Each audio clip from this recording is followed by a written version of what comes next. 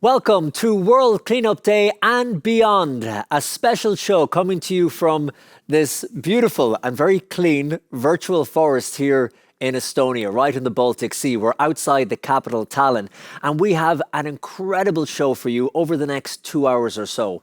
We're going to be hearing from global experts across the world about their ideas and their solutions on how to fix the world's environmental problems. We're going to be talking to Let's Do It and World Cleanup Day leaders in different countries across the world about what World Cleanup Day was like for them this year, the challenges they came up against, how they overcame them, and the results they got. We have incredible stories. And of course, why we are all here, the future. We're going to be looking into the future, what the impact can be long-term of the World Cleanup Day, and how working together we can strengthen this and bring it from strength to strength. So it's great to be here. Estonia is looking beautiful on this nice crispy morning. And it's great to be joined by Anneli and Ingrid. Anneli is the Executive Director of Let's Do It World. Ingrid is the Head of Communications, two powerhouses behind this movement. And we'll be joined by Heidi, of course, in just a moment.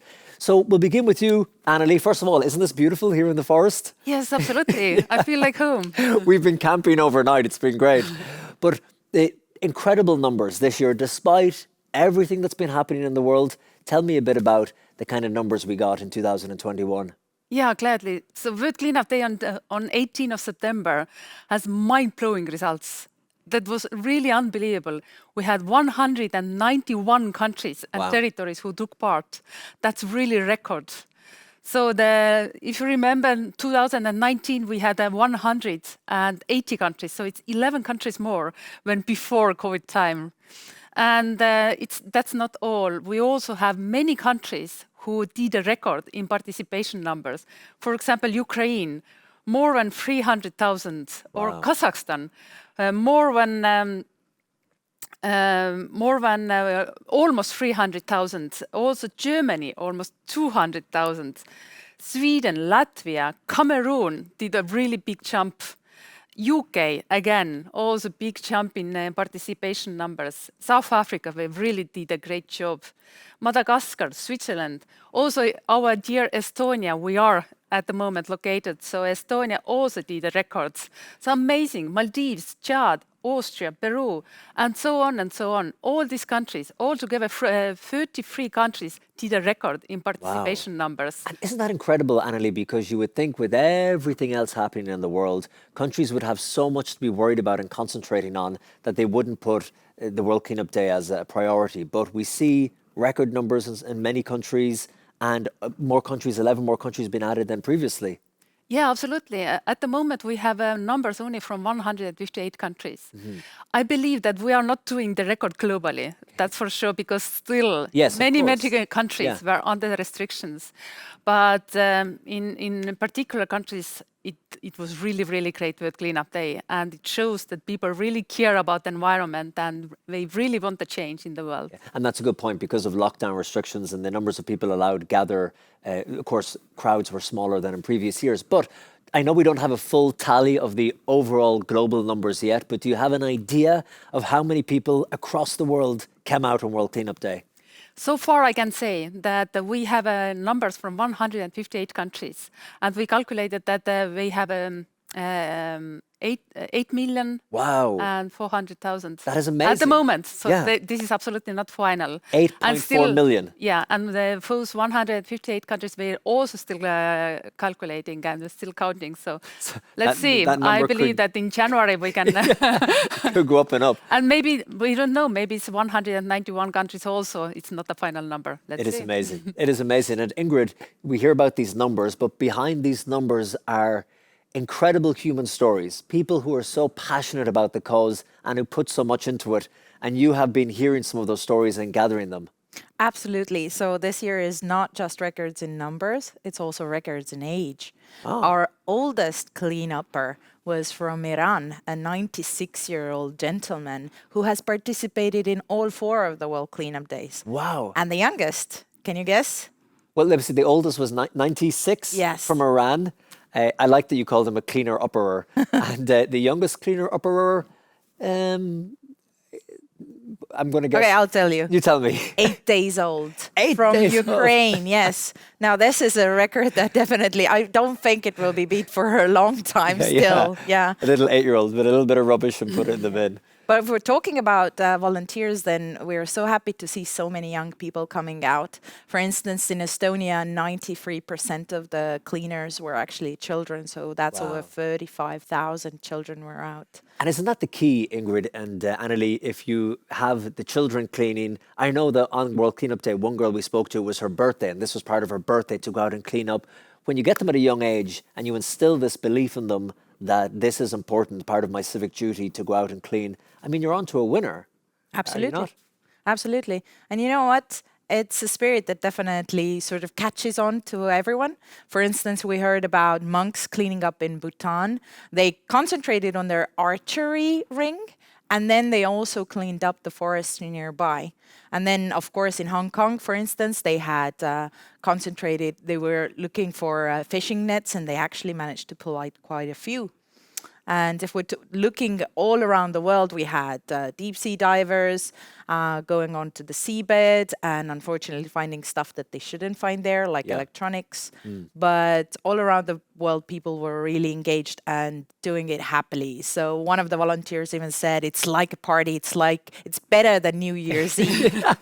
And do you remember that there is always, it's like a good tradition that always some people are get married on Oh, yes, absolutely. Yeah. And we are Looking it's a forward good tradition to clean it up. Yes, and looking really forward to seeing some of those wedding photos coming soon. So some people, they normally get married on World Cleanup Day? Yeah, and we are doing the cleanup. Wow, how about that? For the marriage. Full of surprises. And I like that you were saying about the different things in different countries, the fishing nets in Hong Kong, different environmental issues in different countries. So we're going to hear about that over the next 2 hours when we talk to the leaders from all over the world. And that passion that you have described. So Anneli and Ingrid, we will talk to you later on the program, and thank you so much for being here. And they mentioned the numbers, they mentioned some of the places, but let's see the faces. Here are some of the video clips and photographs, a little montage of some of the highlights of World Cleanup Day 2021. 2021 was a record year for World Cleanup Day. People from 191 countries turned up to clean nature and communities. Millions of people from all walks of life said, enough of environmental doom. We collected cigarette butts, plastic litter, engaged in digital and physical cleanups, collected and counted, sorted, composted, and recycled waste. Change for the better happens through the people, and the people showed up. From the beaches of Brazil to the mountain ranges of Nepal, from the streets of Paris to the parks in Hong Kong, from the bottom of the sea in Mauritius to the streets in Georgia, we are committed to the waste-free future of our planet. Do not miss out on World Cleanup Day in 2022.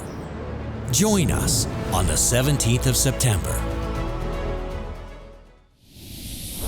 Oh, so good to see all those smiling faces and all the passion really coming across in those videos and clips. And don't forget, we'll be hearing from some of the national leaders throughout the 2-hour show from across the world. So I can't wait to talk to them and find out about World Cleanup Day 2021, what it was like for them.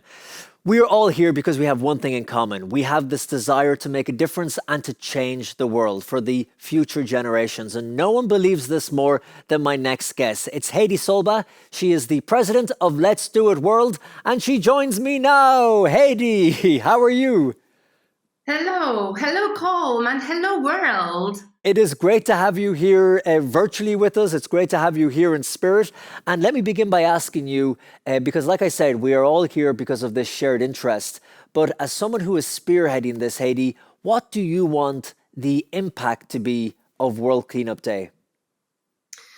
Well, eventually we don't need a World Cleanup Day. I hope that this day is coming and there is no cleanups in the world because the world is absolutely without the waste.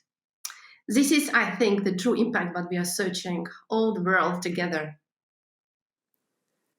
And you see passion all around you, from the world leaders, from the volunteers. What do you think ignites it? Where do you think it comes from, that passion within people?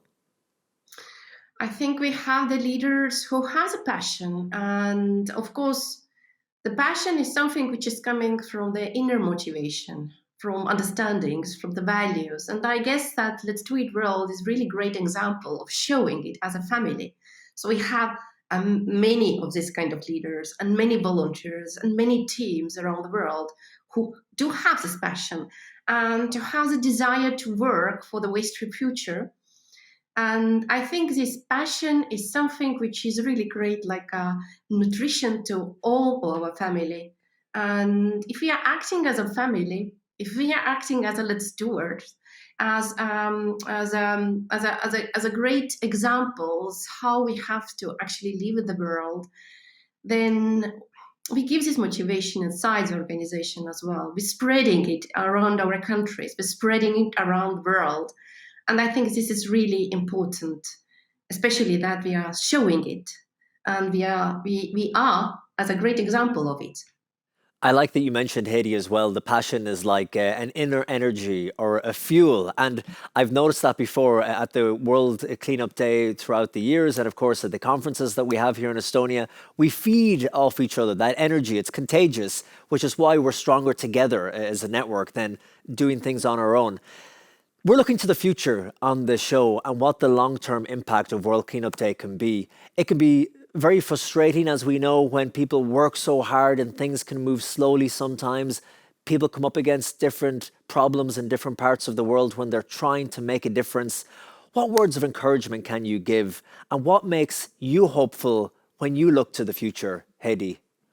Well, I see from this World Cleanup Day that World Cleanup Day itself as action is already spreading around the world. It was totally really huge surprise that we have been spread already into 191 countries and territories.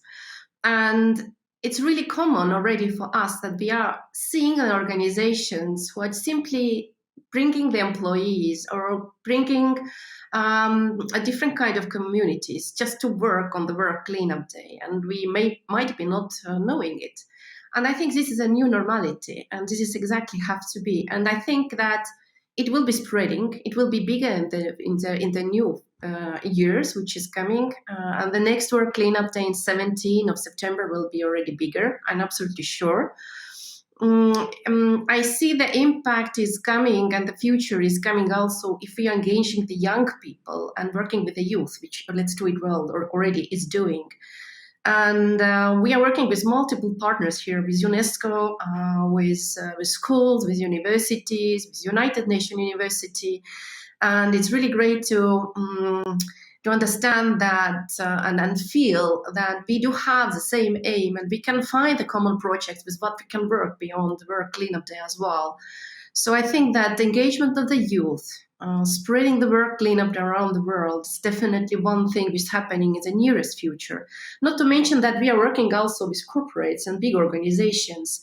And there are many organizations with what we are working, not just for the World Cleanup Day, but also spreading the knowledge, how to live the zero waste life, or how to work to the green office, or what else we have to have in our minds in order to spread the knowledge of the employees also inside their families, in their communities as well. So we're spreading this great way of habits to work for the waste-free world.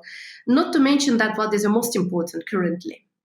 After visiting so many countries in the world, because my main duty is to work with the network and with the countries, I understand more and more how huge and how big impact and importance is if we are working with their governments and local municipalities.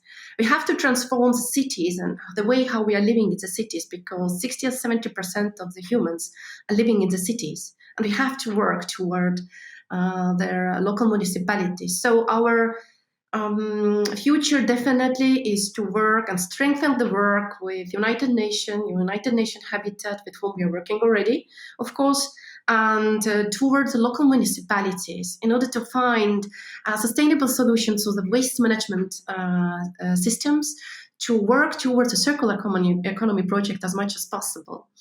And I think that Let's Do It World is really great network with all the knowledge what we have done, with all their capability to bring communities and a lot of important partners together to work. I think that we are catalyzing this really great process of collaborations together.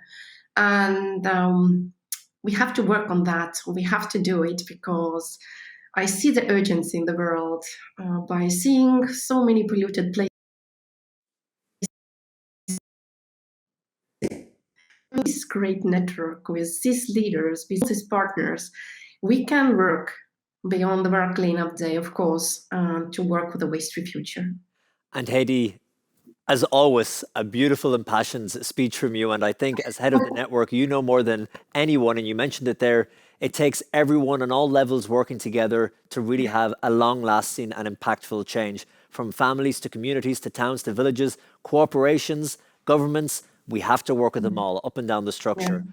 Well, Heidi, we will talk to you again. I know that everyone loves you within the group. You are fantastic. You're always encouraging everyone around the world, and you dedicate so much to this all year round, not just on World Cleanup Day. So Heidi Solba, thank you so much. And this is what we want, like what we have behind us, a clean forest. This is what we're all aiming for. And let's head now next to Asia, because Asia, across the continent, brilliant changes made in World Cleanup Day 2021. We're going to hear more about it in detail in just a second. But for just now, here are some of the people in Asia who made it all possible. Civic movement is now, ongoing. Yeah. They all love it. Every volunteers are cleaning and working hard in their own area. Yes, support. The people is supporting. In India, we are expecting more than 1.2 million people. So we are encouraging them to do the cleanup at home. Every year we are having the cleanups in different islands. I'm happy. Majority is always plastic, sad to say. I believe that seeing people change. We treat our team as our family, so like no one left behind. We love them. We're doing great here. Exactly. They were just for only one thing, just clean the environment, clean the country, clean the Pakistan. I'm so happy to make a people awareness. I think it's very important that everybody do their part to keep the world.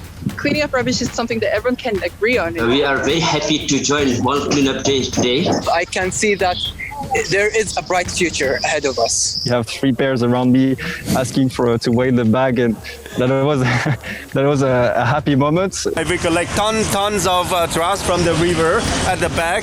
It's very beautiful river. So it's about saving planet and about result what human being can do. This environment was our home. Yes, we encourage actually youth to be part of this movement. This is our earth. If we don't take care of it, who is? It's World Cleanup Day and beyond, coming to you from Tallinn in Estonia. And look at this beautiful backdrop. I'm here in an Asian forest because now we're going to Kyrgyz Republic and we're talking to Aijan. Aijan in the house. Well, Aijan in her car. Aijan, how are you? I'm great. How are you? You're on the move there, and we won't keep you too long because I know you've got 2 passengers in the back. One is asleep. Let's have a look. And the other one is sitting there patiently as well. Oh, so beautiful. Hey. Hello. So 9% of the population were engaged. They were involved in World Cleanup Day. Aijan, how did you pull it off? How did you do it? It's not me, it's our people, who are very active. Most of them work for government, and I think with support of volunteers, government, influential stars of sport and music, we did it together because, in our country, World Cleanup Day is a brand. In schools, in hospitals, everywhere, in universities, we all know that it will be Cleanup Day in September. But how did you cut through the noise, Aijan? Because there are so many good causes. There are so many people trying to get the attention of the media, the sports stars, the government. Like, what do you think made you cut through to become the success there in Kyrgyz Republic? I think that population of Kyrgyzstan is not too big, and we all know each other, and we all know problems that we have to solve. And because I'm doing this since 2014 with a big team, we are doing it with different organizations. We are just all the time giving noise. So we, implement it in the heads of people that we have a problem, we have to solve it only together. And I think thanks to the support of government, we had even revolution in 2020.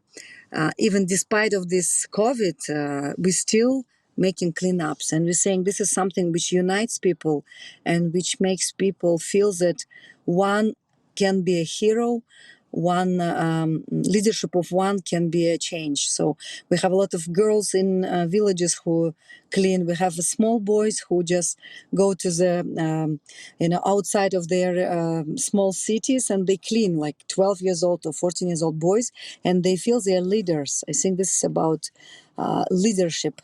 Empowerment, that's a very important thing. Yeah. Yeah, that's incredible. And the one thing I want to ask you as well is your own passion. Why are you so passionate about this, Aijan? My dream is to live in this beautiful world, and I think it's not about cleaning only Kyrgyzstan. We are the puzzle of the whole world. So if we, save one country, one city, one lake, we'll be saving all planet. So this is about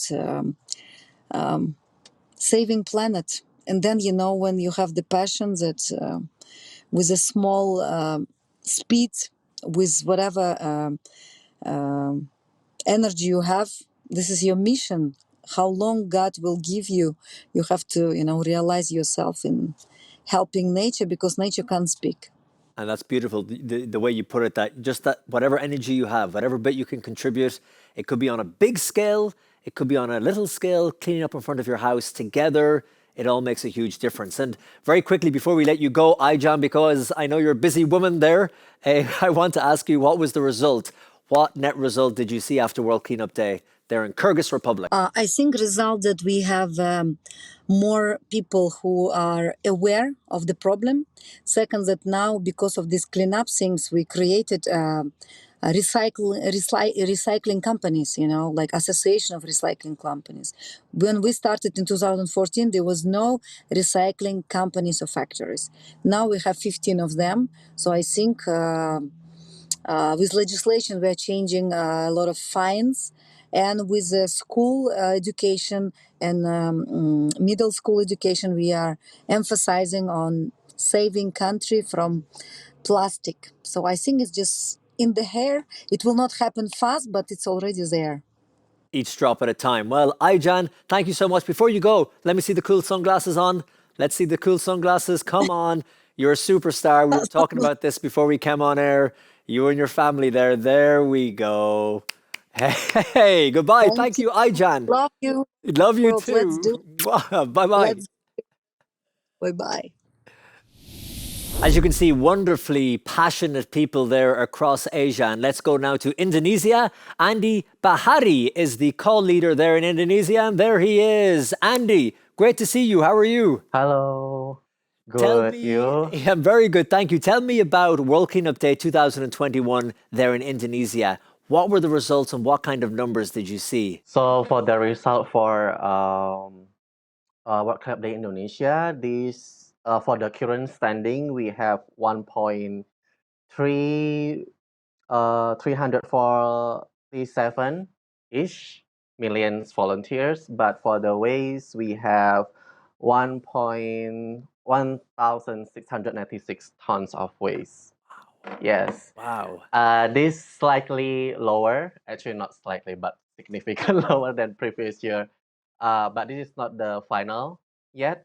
So we're still waiting for other leaders that have still working on the numbers and to send us, hopefully by the end of this month, everything will be finalized. Yes. And Andy, Indonesia, the third most populated country in the world, but every year for the past number of years, you have had such impressive numbers with people engaged, people taking part. What is your secret sauce? How do you get so many people engaged and enthused about World Cleanup Day?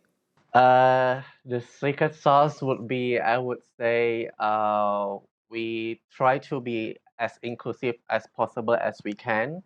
So because it's such a diverse country, we also make sure our people who in charge or take up positions, let's say even in the national team, we make sure it's diverse as possible. Like let's say from different race, different religions, so that we can serve a lot of the public, like the citizens or the regular people can relate that there's a lot of representative who also have the share similar dreams with with themselves, so they feel related with us. That's why we try to create it as diverse as possible, even though it's the biggest Muslim country, but we try to keep it like a mini sort of nation of Indonesia within our team.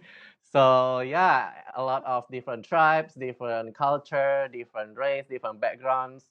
Definitely want to feel called to join in because they see us as themselves also. Yeah, that's one of the secret. Yeah, that's so real, that the inclusiveness, because this problem is not a problem that is shared by one ethnicity, one religion, one group of people. It's shared by all of us. So that's really clever that you're representing that across the Let's Do It movement and the World Cleanup Day there in Indonesia. Finally, Andy, I want to ask you personally, because you are so passionate about this, why are you so passionate about this cause yourself?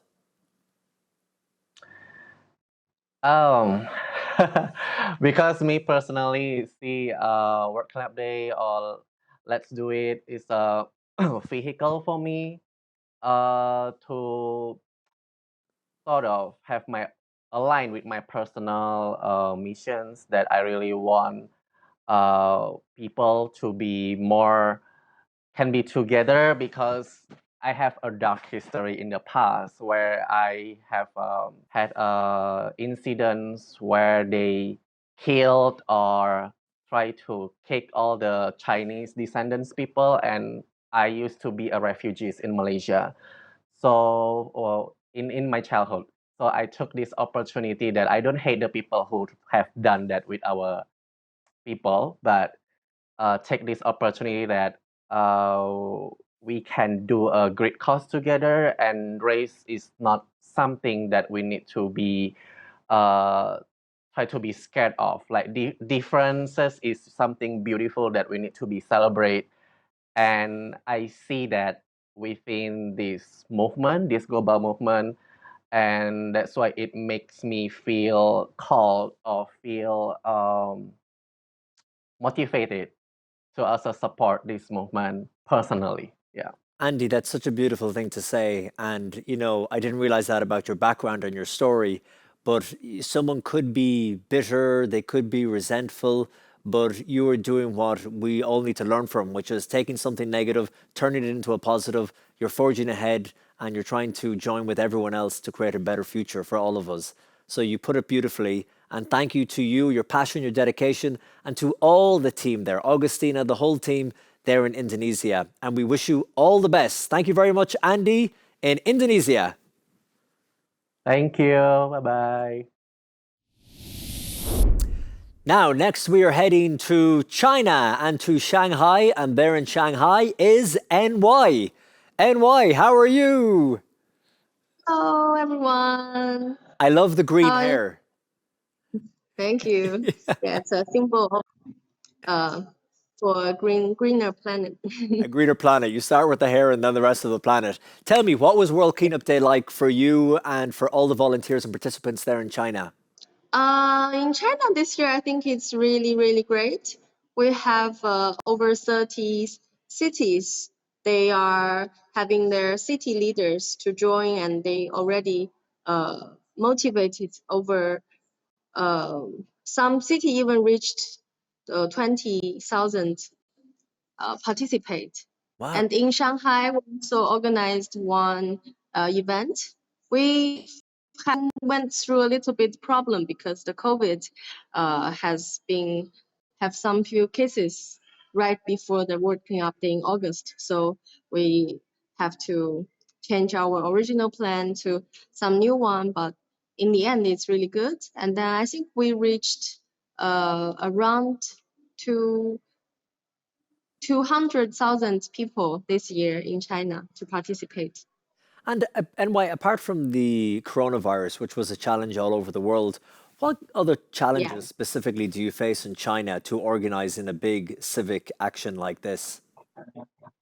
Yeah, I think for us as the core team, it's already the 4th year of World Cleanup Day, so we need to find out a new way, or to find out how to make people still be interested in come out and then do the cleanup, because for the first time it's a fresh thing, and then people will feel curious what's that. But after 3 years, 4 years doing that, we also need to make people believe keeping doing that is meaningful.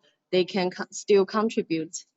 I think that's a big challenge for our team. Because people think, oh, if I did my bit on one day, that's my civic duty. I've taken part on World Cleanup Day, and for the rest of the year, I don't really have to worry about it because I did my bit. So you have to kind of change a mindset. And what is the biggest challenge you see in China when it comes to littering? Because in different parts of the world, they have certain specific problems with littering and pollution. In China, is there one thing that you're seeing again and again that you're tackling on World Cleanup Day?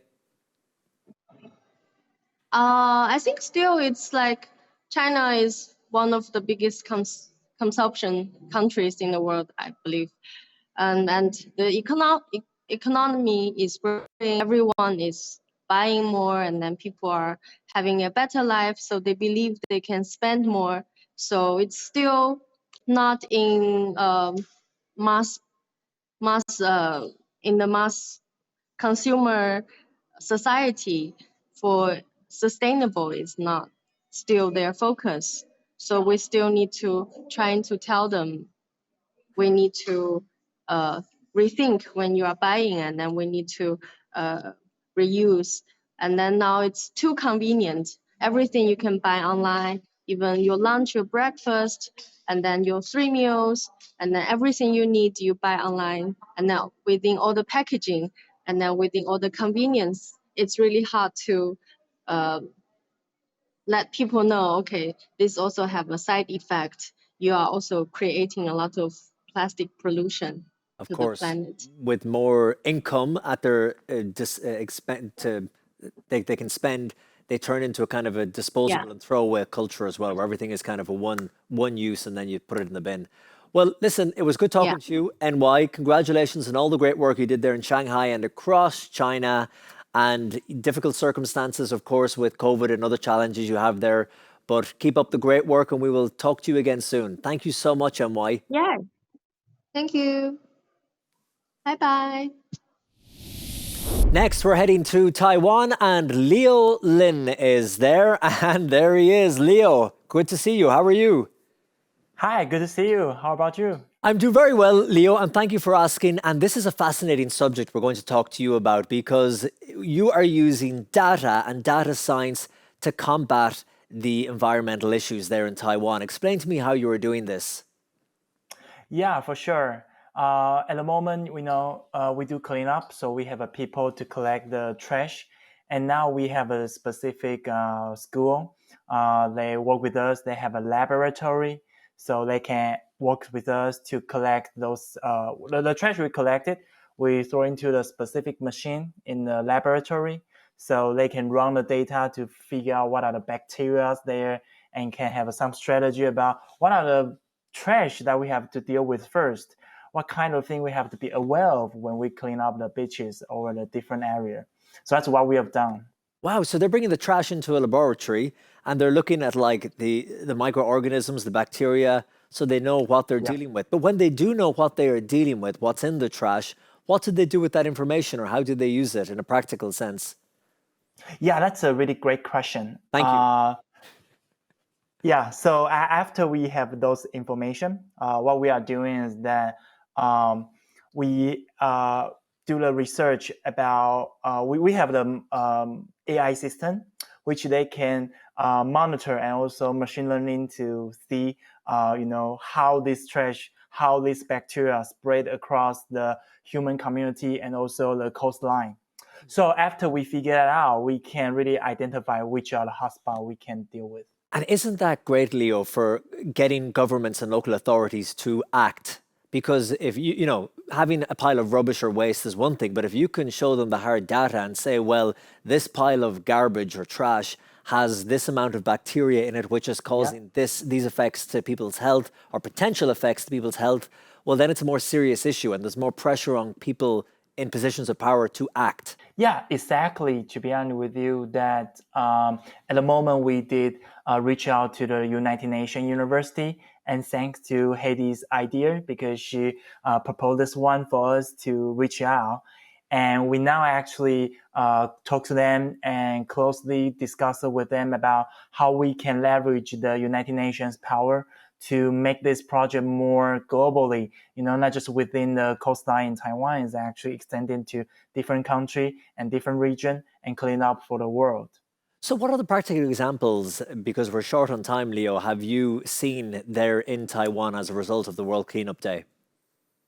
Yeah, I think we can look into in the three different aspects. The very first thing is that we figure out the very first thing when we initiate this kind of project, we need to apply. I mean, for those university, for UNU, they all need to apply this project. So when we work together with the Let's Do It, it's a famous name. So they have a higher chance to get approval. And second, the benefits we coming from here and the future looks like is we have a people, they can help the research to clean up the, collect the sample. And that one actually we're running really well because our volunteer, most of them are students. They love to do that. And also, we have the professor. They are happy to cultivate more young people, have the strong environmental awareness. And the third thing is actually about that, you know, we can work together to come up with a strategy to make this world and make this environment much cleaner for our future generation. So, I mean, that's the way how we work on this. And we are really excited. At the moment in Taiwan, we already run the pilot and already get the benefit I just described and share with you. It is fantastic, and it just wins for everybody, for your movement there in Taiwan, also for the students, practical research with data science and analytics, and it's just a great, great idea, a great initiative. Thank you for leading the charge and for taking time to talk to us today. Leo Lin in Taiwan, thank you so much. Yeah, thank you. All the best. Talk soon, my friend. Now it's time for some music here on the World Cleanup Day show, because we have got a fantastic band. They're from the United States and the Netherlands. They're called Nylon 6. Lead singer is Saskia, and they wrote this song dedicated to the World Cleanup Day and to Let's Do It World. It's to raise awareness about plastic pollution, and the song is called We Are Smart.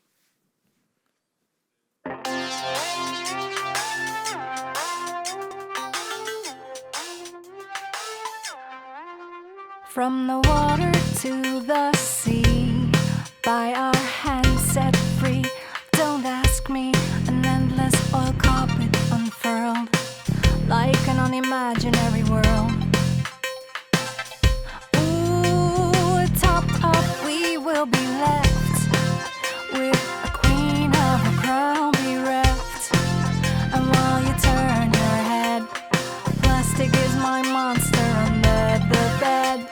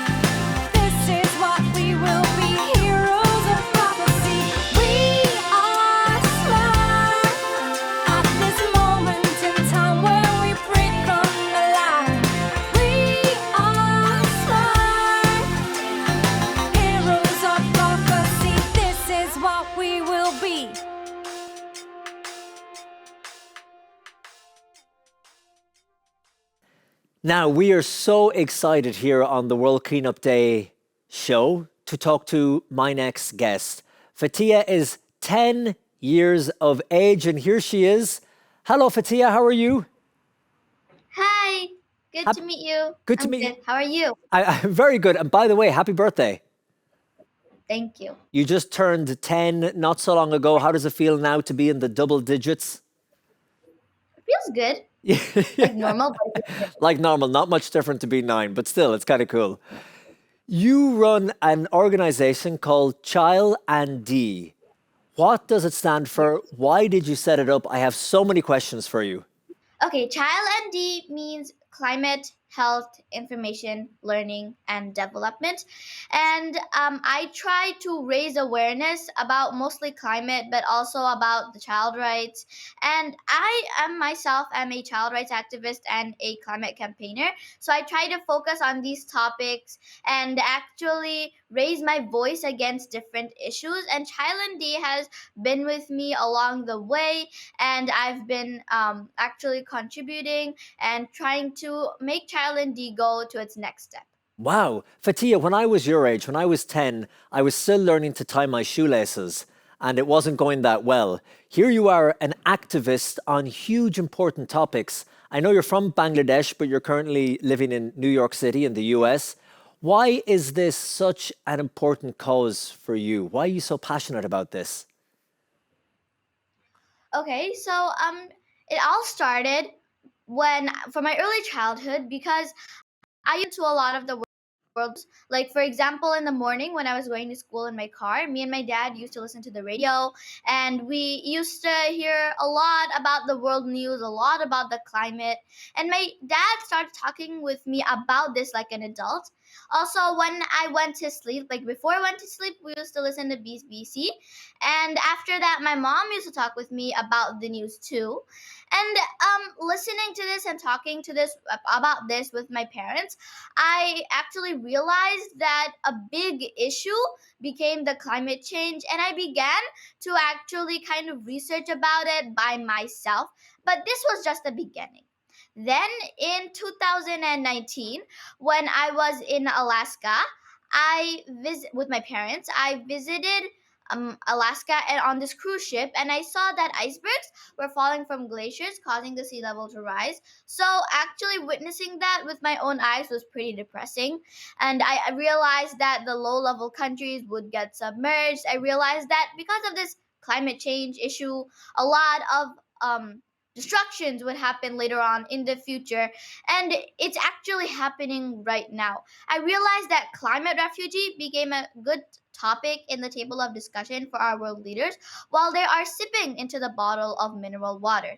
Now, I demand them to stop playing this dirty card of politics and to act in favor, like immediately, in favor of these vulnerable people, because the extreme conditions and the bitter experiences that the people all around the world are facing will soon affect all of us around the world. It's not just the few; it'll affect everyone on the planet. And Fatia, when you said you went and you saw those icebergs, bits breaking off the glaciers, falling into the ocean, so that had a lasting impression on you. That really had an effect on you. Because I witnessed it with my own two eyes, so seeing that actually kind of made me depressed. So what are you trying to do now to make a change? Because you're still in school and you have so many things to try and squeeze into your day. So I know that you have a big social media following and you try and get the message out. The message you're trying to get is that we need to act now, not in the future, not down the road. The time is now. How do you find your message is being received by people? What kind of reaction are you getting? Well, alhamdulillah, I am actually getting a lot of support, not only from my parents, but from all of my viewers all around the world. And I am actually very happy because each person makes a difference. And if I can actually raise my voice and actually encourage others to work for this, then why won't the others be? And if, like this, all of the people or most of the people come together and actually work against this, it will be against this climate change and work against it and raise their voice against it, will be very good for all of humanity. All of humanity. Yes, I am very glad that I'm receiving a lot of good support and a lot of not only from my parents but from all around the world. And there are so many things that make you really awesome, I think, and what you were standing for and what you were doing. I think particularly people will be struck that you were a young person, only 10 years of age, and fighting a large fight, but also that you're a young woman who's doing this. And sometimes it can be difficult for women of all ages. We talked about this earlier on in the show with one of the leaders from Kenya, for women to have a voice in different parts of the world, in Bangladesh, where you're originally from. For other young girls who are watching you now, who follow you on social media, who are passionate about change and want to help the environment, and they see what you're doing and they think it's really awesome, they want to do it too, what advice would you give them? Well, I would like them to actually, if they want to raise their voice, obviously there's no reason to be shy. There's no reason to do it. I think social media is not the only platform to raise your voice. If you can't do it on social media, or if you don't want to, then you can even talk about it at school, at home, or even in your community. Because I believe that every school and every class should have a regular speaking session, like a public speaking session, where they should be able to actually raise their voice about this climate and global warming issue, because now the issue has rose so highly that not only the adults but the youth have to speak against it too. We see a lot of good paperworks like the Paris Agreement, the Kyoto Protocol, the Cancun Treaty, etc., etc. But these are only on paper, and our world leaders seem to be happy with this. They're not doing actually like any action. So I demand them to actually stop any action that causes hindrance to combat the climate change. And because me and my generation have no choice, we have to raise our voice against this, because now it's become such an extreme situation that even the youth have to talk about it and raise their voice against it. So I encourage all the young girls and everyone around the world, not just girls, that you can talk about it at home, at school, and even in religious institutions or community centers. Talk about this with children. If you can't talk about it on social media, talk about it in your community. I mean, that's a perfectly good example to set. And I am giving advice that you should all try to raise your voice whenever you can and however you can. Fatia, you are a great example for raising your voice, and congratulations on the organisation that you run, Child and D. Continue all the great work from Bangladesh, living in New York in the USA. We know that we're going to hear so much from you in the future, and we're delighted that you're partnering with us on World Cleanup Day. And thank you so much for being on the show. Have a lovely day, Fatia. Bye. Bye. Thank you so much for having me. Our pleasure. We have to work together. This happy moment is going to be shared with World Cleaning Day. The call has been countrywide. All cities are participating. Well, we would like to introduce the subject of environmental awareness to children. That's why we are involving them. We are focused on global cleanup and plastic. We managed to register 167 groups around the island. There's so much wealth instead of you trashing. We've collected a lot of plastics. Alors l'impact, elle est grandiose parce que l'hygiène, ça permet à l'être humain de se sentir bien. Vivre dans un environnement vraiment sain, sans pollution. Really what makes me happy is that the kids get the message. And we are cleaning here in Luanda with the organization Militar Police and in Luanda, Mangais. Ils sont tous déjà en activité. Tout le monde doit être engagé, on doit respecter l'environnement, on doit respecter notre environnement. They are really passionate. Oh, it's been going great.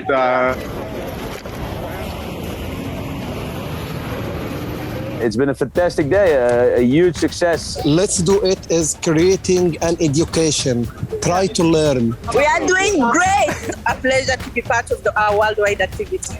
So we have a lot of people very excited about it. And their enthusiasm, their energy, wow. Such great passion there across Africa, just a small taste of it. And look, isn't this incredible? The sun is setting over this African savanna. as I'm speaking to you. And we're about to head now, as you can see, to Kenya. And let's go to Christine in Kenya. Christine, how are you? I'm good, thank you. How are you? I am really good, and it's just beautiful here. The sunset is gorgeous. And I want to talk to you about what an incredible time it has been recently for you this year, because let's start with the visit of the Estonian president to your country. Talk to me about that, what it meant for you and the rest of the team there. Thank you so much. The president of Estonia's visit was really something huge for us as Let's Do It Kenya. It helped us to really tell the rest of Kenyans that what we are doing is not just a Kenyan action, but part of global action. But also looking at her as a woman leader championing climate change issues, it really spoke to me, first of all, and also to my team, which comprises mostly of young women, that there is hope that we also can ascend to such levels of leadership. And I also look at it from the point of now our Kenyan leaders here, especially the women leaders, they need to come out strongly and support climate change initiatives, particularly waste management initiatives such as Let's Do It World Cleanup Day. And over and above all that, I'm looking at now this support from such high-level opinion leaders leading to changing policies or formulation of policies that incorporate the role of women, particularly young women, in leading waste management and climate change initiatives. So that, for example, when we look at the global level, we have the Lima Work Plan that looks at trying to engender climate change policies. So looking at that Lima Work Plan as one of the examples we can look at in terms of ensuring that gender is reflected and the role of women, particularly young women, in climate change and waste management practices is appreciated and recognized at policy level. Yeah, can it be difficult sometimes for women in management there in Kenya to break through and have their voice heard? Yes. Because of, I would say, how we are socialized, we are yet to reach that level of dismantling patriarchy in all its entirety.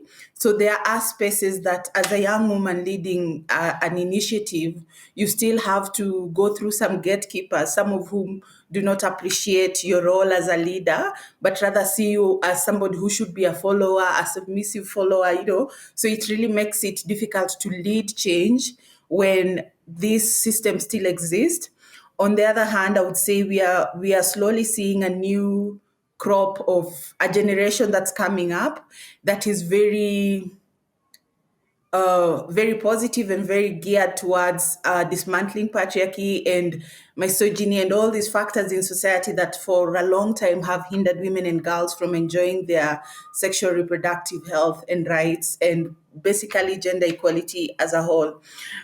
To speak a little on the effects of what the president's visit had for us here in Kenya, and just to respond to the first question you asked. So we are seeing a lot of positive engagements post her visit.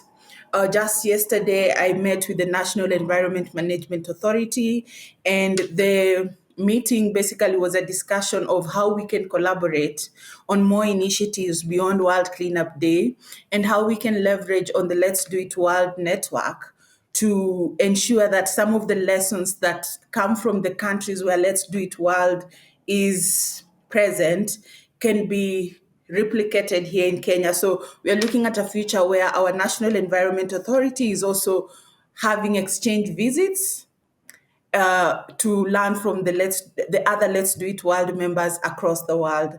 We are also seeing a lot of positive reach outs or rather calls coming in, asking us to be part of certain networks. Some of our members just recently got accepted in fellowships, just thanks to that visit. So it's not been a month. It's been a month since the president of Estonia is here, but there's been a lot of effects or things coming out of her visit after post of it. And it's really something beautiful to see. And for us as an organization at Let's Do It Kenya, we are just tapping into all this and using it to build a longer or a bigger profile for the organization and raise more awareness on waste management and climate change. And we're going to talk to the president here on the show in just a moment. But Christine, because we're short on time, before I let you go, let's talk about some of the practical impact that World Cleanup Day has had on Kenya, on the environment. What kind of results have you seen? So one is the consciousness amongst people on the effects of waste and illegal dumping or illegal disposal of waste. I look at World Cleanup Day as not just a day to clean, but also a day to communicate about waste. And so we are really thankful for how the media in Kenya has particularly embraced helping us to send the message across. So that has really been one of the effects of World Cleanup Day in terms of raising consciousness and people being conscious about not dumping their waste because they have participated in a cleanup. Now they are not able to dispose their waste wrongly. The other thing I'm seeing is how we have managed to take the climate change initiatives or waste management and cleanups beyond the normal space of just the environmentalists and the government officials and made it such a, let me say, cool initiative that brings together everybody just on one day, everybody who, no matter their role in society, just comes together on that one day. I would compare it to other days where you only see like a certain niche of people coming out to celebrate it.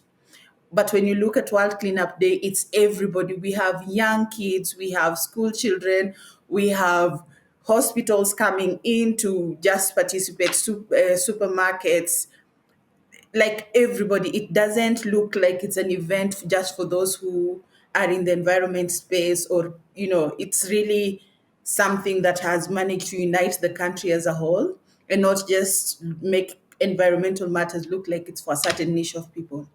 It's fantastic. And you've done such an amazing job as the Let's Do It leader there in Kenya, inspiring so many. I know the Estonian president inspired you, and then you take that inspiration and you pass it on to so many young women, particularly there in Kenya. So thank you for your passion, Christine Sayo, and for being such a great leader there in Kenya. We look forward to seeing what you do throughout the year and next year. And thanks for talking to us here on the World Cleanup Show. Thank you too. And happy to hear from the rest of the leaders what they've been up to. Thank you for joining me here in the African Savannah. Thank you so much, Christina. You're watching the World Cleanup Day and Beyond show coming to you from Tallinn in Estonia. Now, Kersti Kaljulaid, the Estonian president, has for many years been such a strong supporter of Let's Do It and the World Cleanup Day. In fact, as you've just been hearing, earlier this year she visited Christina and the entire team in Kenya, which was an incredible event. She also has been nominated as the first global advocate for the United Nations Every Woman, Every Child programme. And it is our honour that Kersti Kaljulaid is joining us now here virtually in studio. President, it's great to see you again and thank you so much for being here. Thank you for having me. Now, they say, of course, it is a man's world, but when you look at Let's Do It, many of the leaders, both on a global level and in many different countries, are women. How do you see their role in tackling this global challenge, and how can we engage and encourage more young women to get involved in environmental activities and activism? Well, first and foremost, I think why there are more women leaders normally in NGO sector, it is because the leadership sector, is quite crowded and saturated. And therefore, women very often end up in dealing in the third sector.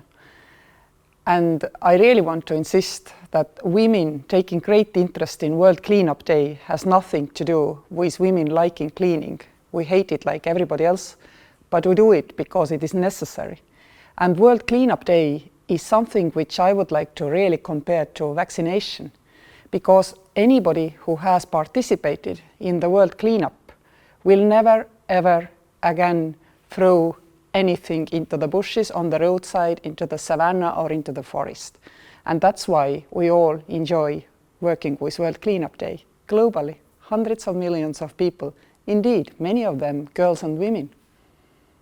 Of course, indeed. And when we look back through history, President, we see this pattern. Environmental issues become hot topics. Then political leaders promise to make a change. Companies say they will do better.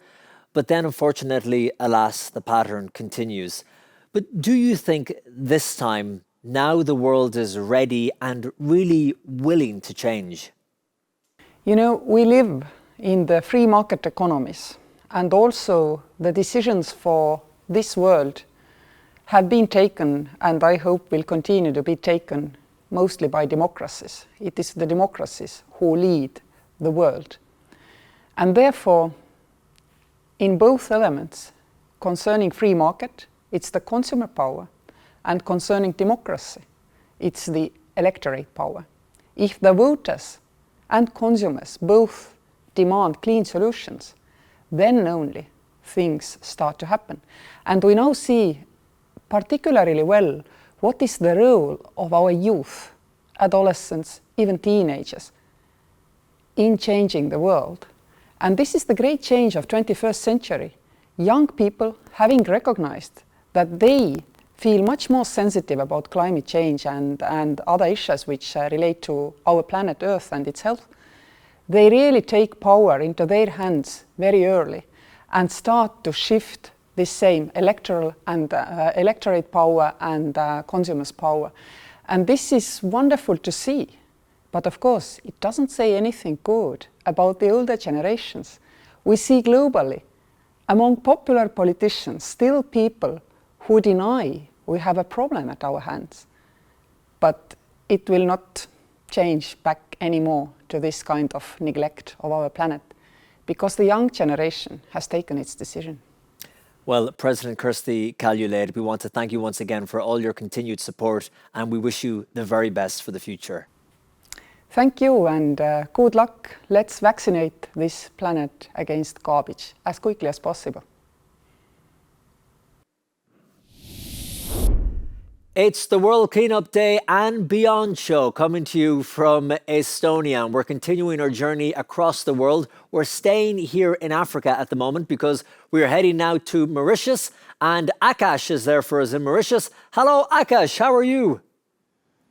Hello, I'm fine, thank you. And what about you? I'm doing very well. Thank you for asking. And I want to find out, what was the greatest impact in Mauritius from the World Cleanup Day 2021?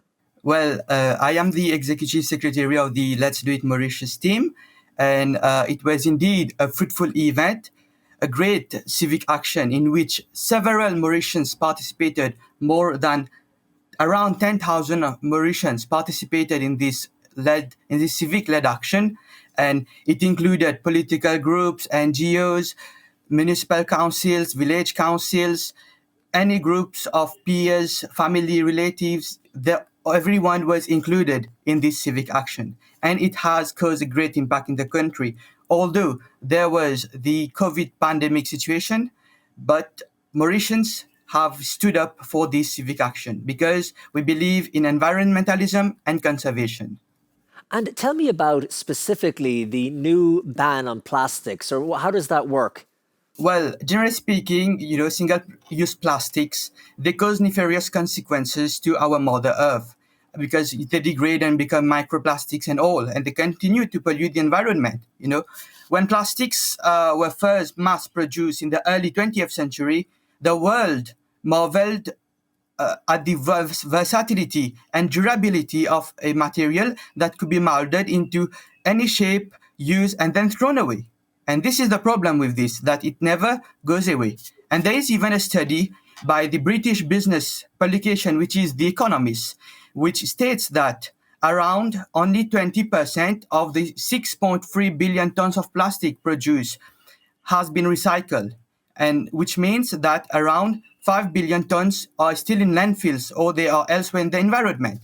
And this is why ANPRAS and Let's Do It Mauritius, focusing on environmentalism and conservation, have taken part in pre-budget consultation sessions with stakeholders and different policymakers. And the greatest results that we have got is that as of the 15th of April 2021, the Environment Protection Regulations 2020 came into operation, and alongside with the ban of plastic bags, there were bans equally on other products which are non-biodegradable. That is, they are single-use products. And also, I would like to emphasize upon the Eco Mahashivratri concept, which is an annual pilgrimage which occurs annually in Mauritius. It is one of the greatest religious festivals in the country. And there is an issue where some people, they throw away the plastic cups on the roads during the pilgrimage. And this is where Anpras and Let's Do It Mauritius have stepped in. Like, we have translated several verses of religious scriptures which show that we need to focus on environmentalism, because God himself is an environmentalist. He has created this nature. He has created the environment. We need to protect it and take care of it. That's so interesting you say that, because I remember interviewing someone once about Islam, and in the Quran how it says we're all shepherds of the earth and we have a shared responsibility. Pope Francis, who I mentioned earlier, his first encyclical, his first official teaching from the Vatican, Fratelli Tutti, was all about environmental responsibility as well, that's part of the responsibility given to us by God, if you believe in a God. And it's incredible to see the impact that you've had there in Mauritius. Finally, before we let you go, Akash, what do you think, looking to the future, is the next challenge, the next thing that you have to tackle there? The next thing that we have to tackle is the problem of waste, right? Like, even our mentor, Dr. Rajindaram, and our country leader, Mr. Chris Apadu, have laid a lot of emphasis upon this. Like, they say that we need to lay emphasis upon a sustainable waste management solution. Like, we need to come with proper solutions for this. Like I would like to quote from a great architect and American inventor who was Buckminster Fuller, who said that pollution is nothing but the resources we are not harvesting. We allow them to be dispersed because we have been ignorant of their value, right? And this is why we need to lay emphasis on the 5 R's, which is refuse, reduce, reuse, recycle, and rot. Like, we are laying emphasis on the 5 R's. We are going to lay emphasis on this and promote a simple thing, that is, we need to refuse what we do not need, reduce what we do need, reuse what we can consume, recycle what we cannot refuse, reduce, or reuse, and we rot, that is, we compost the rest. And this is how we are going to promote the Sustainable Development Goal number 12 in the country, and eventually leading towards a proper and sustainable waste management. Akash, beautifully put. And I like a nice, proud man with the national flag there behind you and the badge on as well. So thank you so much for taking time to talk to us, and congratulations to you and all the team there in Mauritius. Thank you, Akash. Yes. Thank you so much. Okay, next on the World Cleanup and Beyond show, we are talking to UN Habitat, and Nela Kapp is there for us, and she's in Nairobi in Kenya, but originally from Germany. Guten Tag, Kayla, how are you? Guten Tag, I'm very well, thank you. How are you? I'm very good. How could you not be good with this beautiful sunset here in the African savannah? Let me start by asking you about the Scroll of Honour. One of the Scrolls of Honour this year from UN Habitat was presented to Let's Do It, to the World Cleanup Day. Why was that decision made? It was a great honour for us, and we were very privileged to receive it. So the Scroll of Honour is one of the world's most prestigious prizes presented to those working on sustainable urbanization. And Let's Do It World was awarded this year, one of the winners, for organizing the World Cleanup Day, actually for organizing the last 3 World Cleanup Days, and by developing a global network in 164 countries, which is tackling the global waste crisis and reducing carbon emissions at the same time. So that's basically the reason why they received it. And I again want to congratulate Let's Do It World for this. And also, of course, for yet another successful World Cleanup Day this year, which can actually be added to these past 3 that they got the award for. That is incredible. And on behalf of Heidi and all the team and everyone around the world who's involved in this, it was such a great sign of encouragement to get something as prestigious as the Scroll of Honour. So thank you to you and your colleagues once again. Now, let me ask you about waste-wise cities. What is a waste-wise city? Well, a waste-wise city is a city that uses its resources in a wise manner, so that actually doesn't consider waste as waste but as a resource. And I mean, we just heard it actually from earlier also from some other participants around the world. We also encouraged cities to apply the 5 R's. However, we define them a bit different, and for us they are all about rethinking waste. So as I said, not using it as waste but thinking about it as a resource, about reducing, about refusing items we don't need, about reusing, and about recycling. And overall, Waste-Wise Cities has 12 principles of sustainable waste management that we expect cities to promote, to adhere to. And when we think that if they follow these principles, they will turn to a waste-wise city. And do you have any examples of ones that have worked particularly well around the world?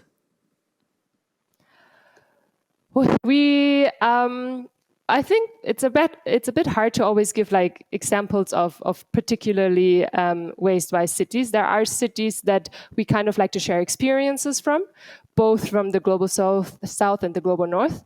So one of my favorite examples is the city of Ljubljana, the capital of Slovenia, that actually went out on a journey to build a waste incinerator and then started segregating waste and implemented a very efficient waste segregation program within a few years only. And in the end found out that they actually are recycling and reusing so much of their waste that they don't have the need for a waste incinerator. And I think this is a very inspiring example.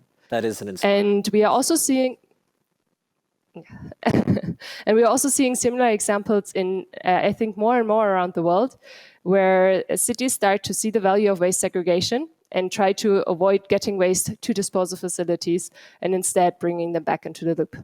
That's fantastic. And finally, before I let you go, Kayla, how can we, because we're looking towards the future and how we can make this bigger, how we can go from strength to strength. When you look to cooperation between bodies like UN Habitat and Let's Do It World, how can we work better together, closer together, just for the shared goal that we're all aiming for and for a greater impact? I mean, we're exploring currently how we can do this. Let's Do It World and UN Habitat have recently signed a memorandum of understanding to collaborate to achieve the Sustainable Development Goals, especially focusing on solid waste management. And I mean, the idea of this is to share information and knowledge within our networks and to also support the implementation of waste management initiatives. We have heard there's also actually a great interest from the Let's Do It World network to start not only by, I mean, everyone is doing a very good job in cleaning up, but I mean, everyone also gets tired maybe at some point of just cleaning up and wants to start before to have to avoid cleaning up. And I think this is where we can collaborate, because that is actually what we do. And that is where we want to work on knowledge sharing, how we can actually maybe build some capacity of the Let's Do It World network, and also how we can collaborate with the Let's Do It World network to bring out a few of our ideas on the other side. So I'm really looking forward to that. Nela Cap from Germany, living in Nairobi. Thank you so much for your time and for all the great work that you do there at UN Habitat and for your partnership with us. We really do appreciate it. I know we are stronger together, and thank you so much for being on the show. Now, next we are heading to Senegal, and there for us is Stefan Senger. He is the Regional Director of Let's Do It in Senegal, and it is great to see you, Stefan. How are you? I'm doing great, my friend. How are you? I'm very good. Now, I know you're in Montreal at the moment because you travel all the time, and you get that great global perspective, which we love here on the World Cleanup Day show.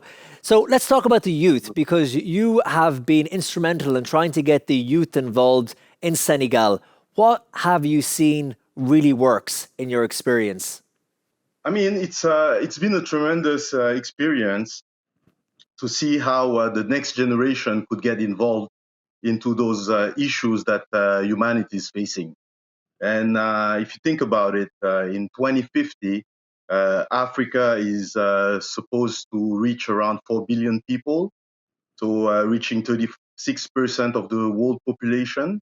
So it's definitely important that Africa, as being the youngest continent, starts tackling these questions and these matters that humanity is facing in the face of climate change and all the crises that we've been seeing, COVID being one of those. It's really, really key that we implicate the youth. And I've seen that more and more the new generation, the next generation, is starting to involve themselves into all these matters, and it's really inspiring. And I hope that it's a trend that's gonna keep on growing. So the young generation, maybe more so than their parents' generation, you have found that they do see this as one of the pressing issues over time. Absolutely, absolutely. More and more people are aware that climate change is here. People are aware that the world is going through a certain number of crises, and it's about the future, and the youth are the future. So, Stefan, what practical changes have you seen take place in Senegal since the World Cleanup Day? Oh, the World Cleanup Day is inspiring so many groups and people. More and more, you see now more activists, more of those groups trying to bring some change in their own livelihoods, and it is very important. All those small steps and small actions are being undertaken by people, which is now growing and growing and growing, and we are very excited when we see today people starting taking action and being empowered to bring the changes that they want to see in their lives. We're talking about the future. The show is called the World Cleanup Day and Beyond Show.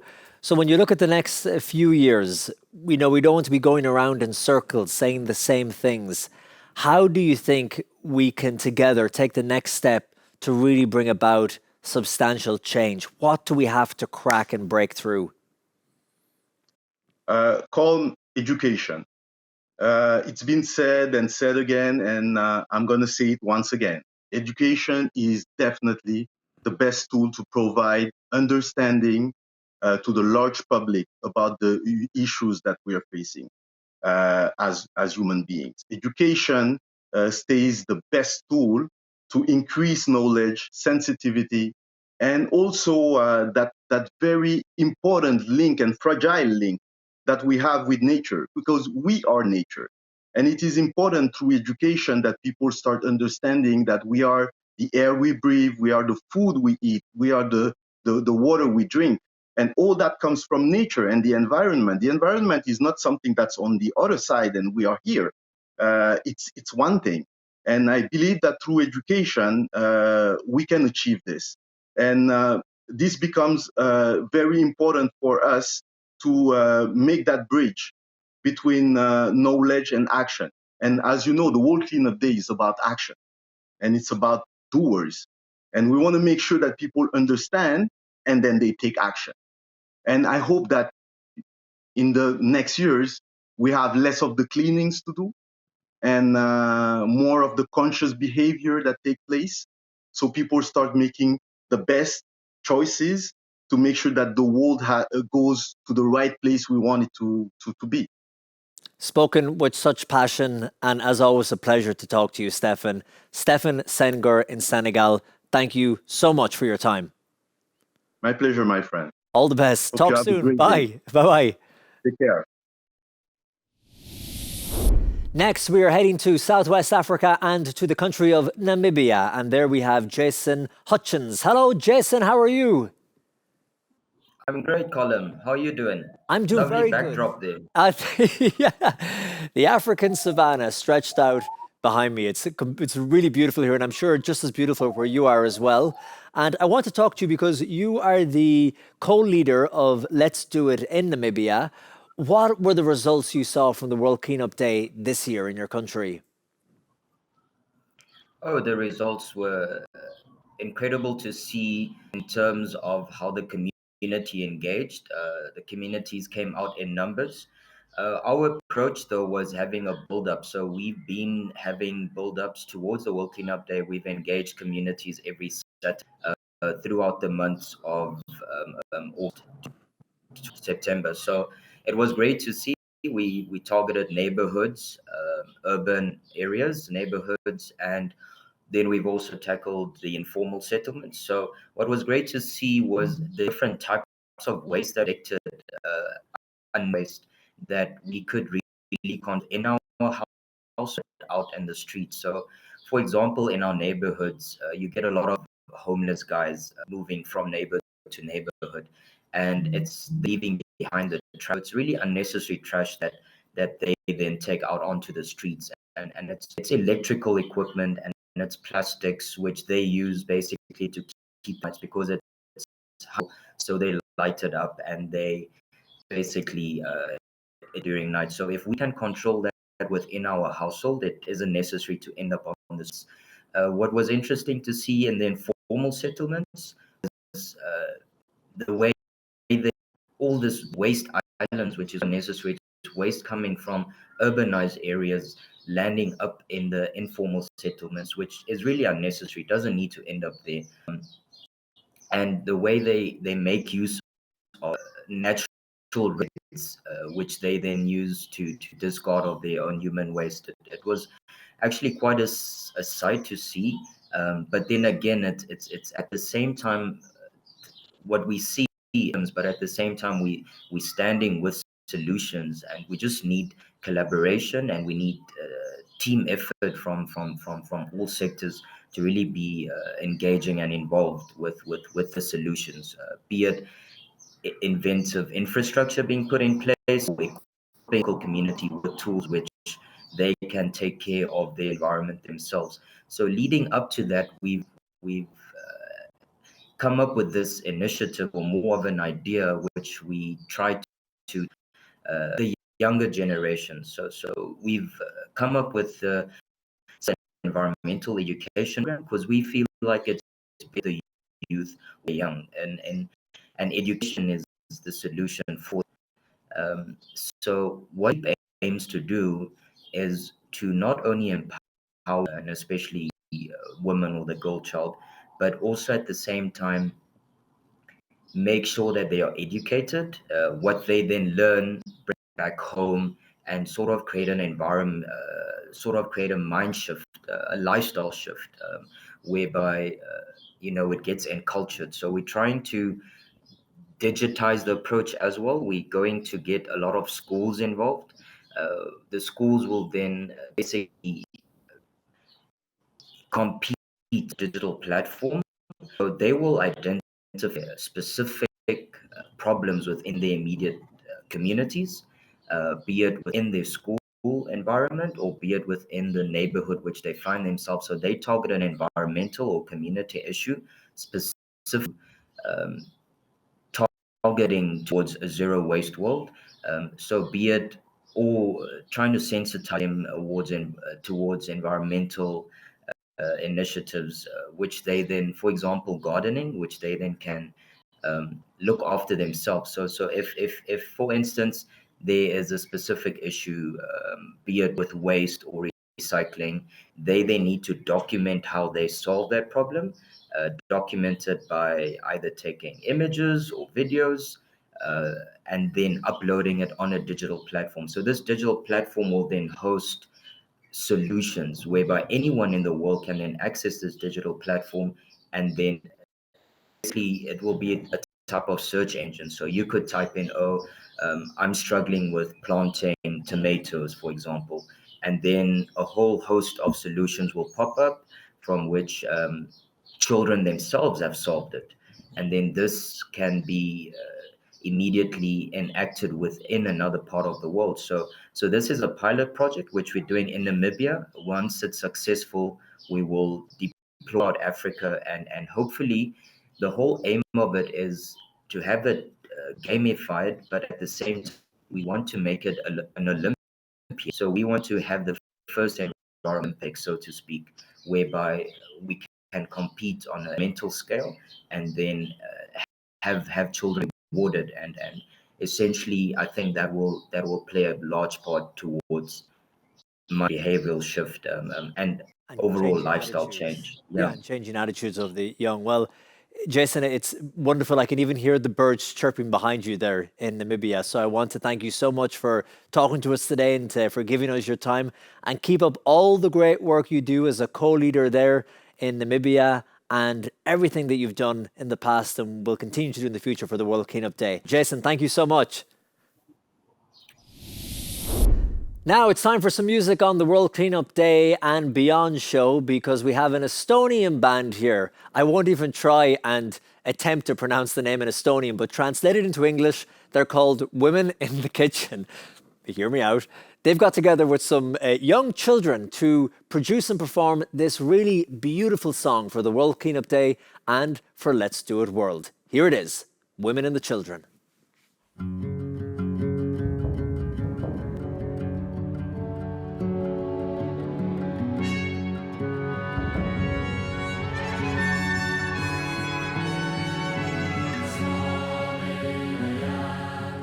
Mis maa te meile jätate?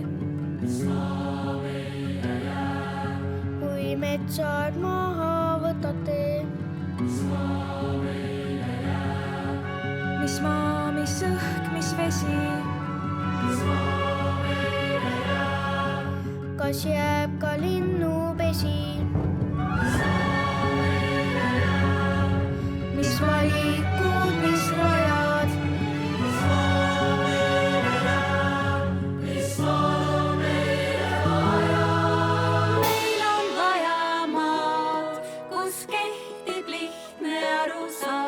et tulevikuga ei mängita, kus linnades ei mata hinge süsihappegaas ja keegi maasikaid ei mürgita.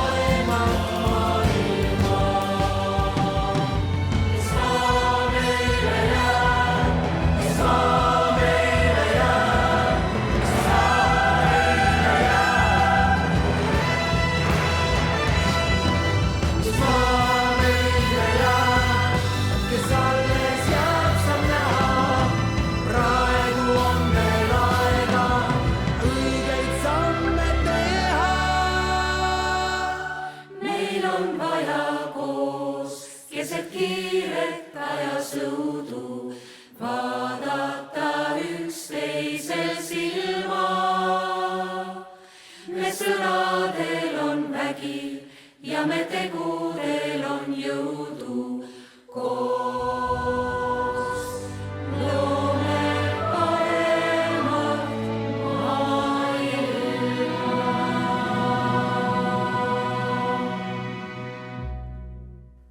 Absolutely beautiful. Thank you so much to the Estonian band, Women in Kitchen, and all the young people who participated in that. Just really, really beautiful, and thank you so much. Well, as you can see, I have left the gorgeous African savannah, and I'm here now back in Europe in this gorgeous Estonian forest. And now it's time to check in with some leaders from across this continent, from across Europe.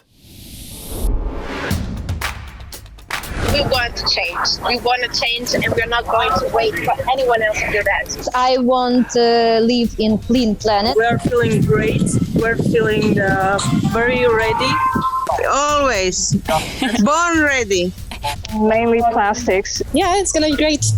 I know I can do it. I know I'm good at it. We get it started, and then other people are helping us too. We are very satisfied with the number of people who take part in the action. That was a fantastic experience. But if you can just go out and do what you can, and not only today, but every day. Be the good example. Be the good example. Yeah. That is really powerful because of the impact that we are making. The energy is always good with Let's Do It volunteers. They're always happy. We started cleaning regardless of the rain. More and more people are taking actions. Thanks to all volunteers to cleaning with us And we need to protect our planet. All over the Turkey, and it was very happy. We are very proud. It's an excellent day for the cleanup day in Israel. It's also important to talk about cleanup and about plastic and about our environment. Because when you see all these people smiling and being happy, that you just feel it's amazing, you know? So we are actually trying to break the record today. We need to get out 3% of the whole population. We were so motivated and we picked up so much trash today. So we need to change the mentalities also. Happy World Cleanup Day to everybody.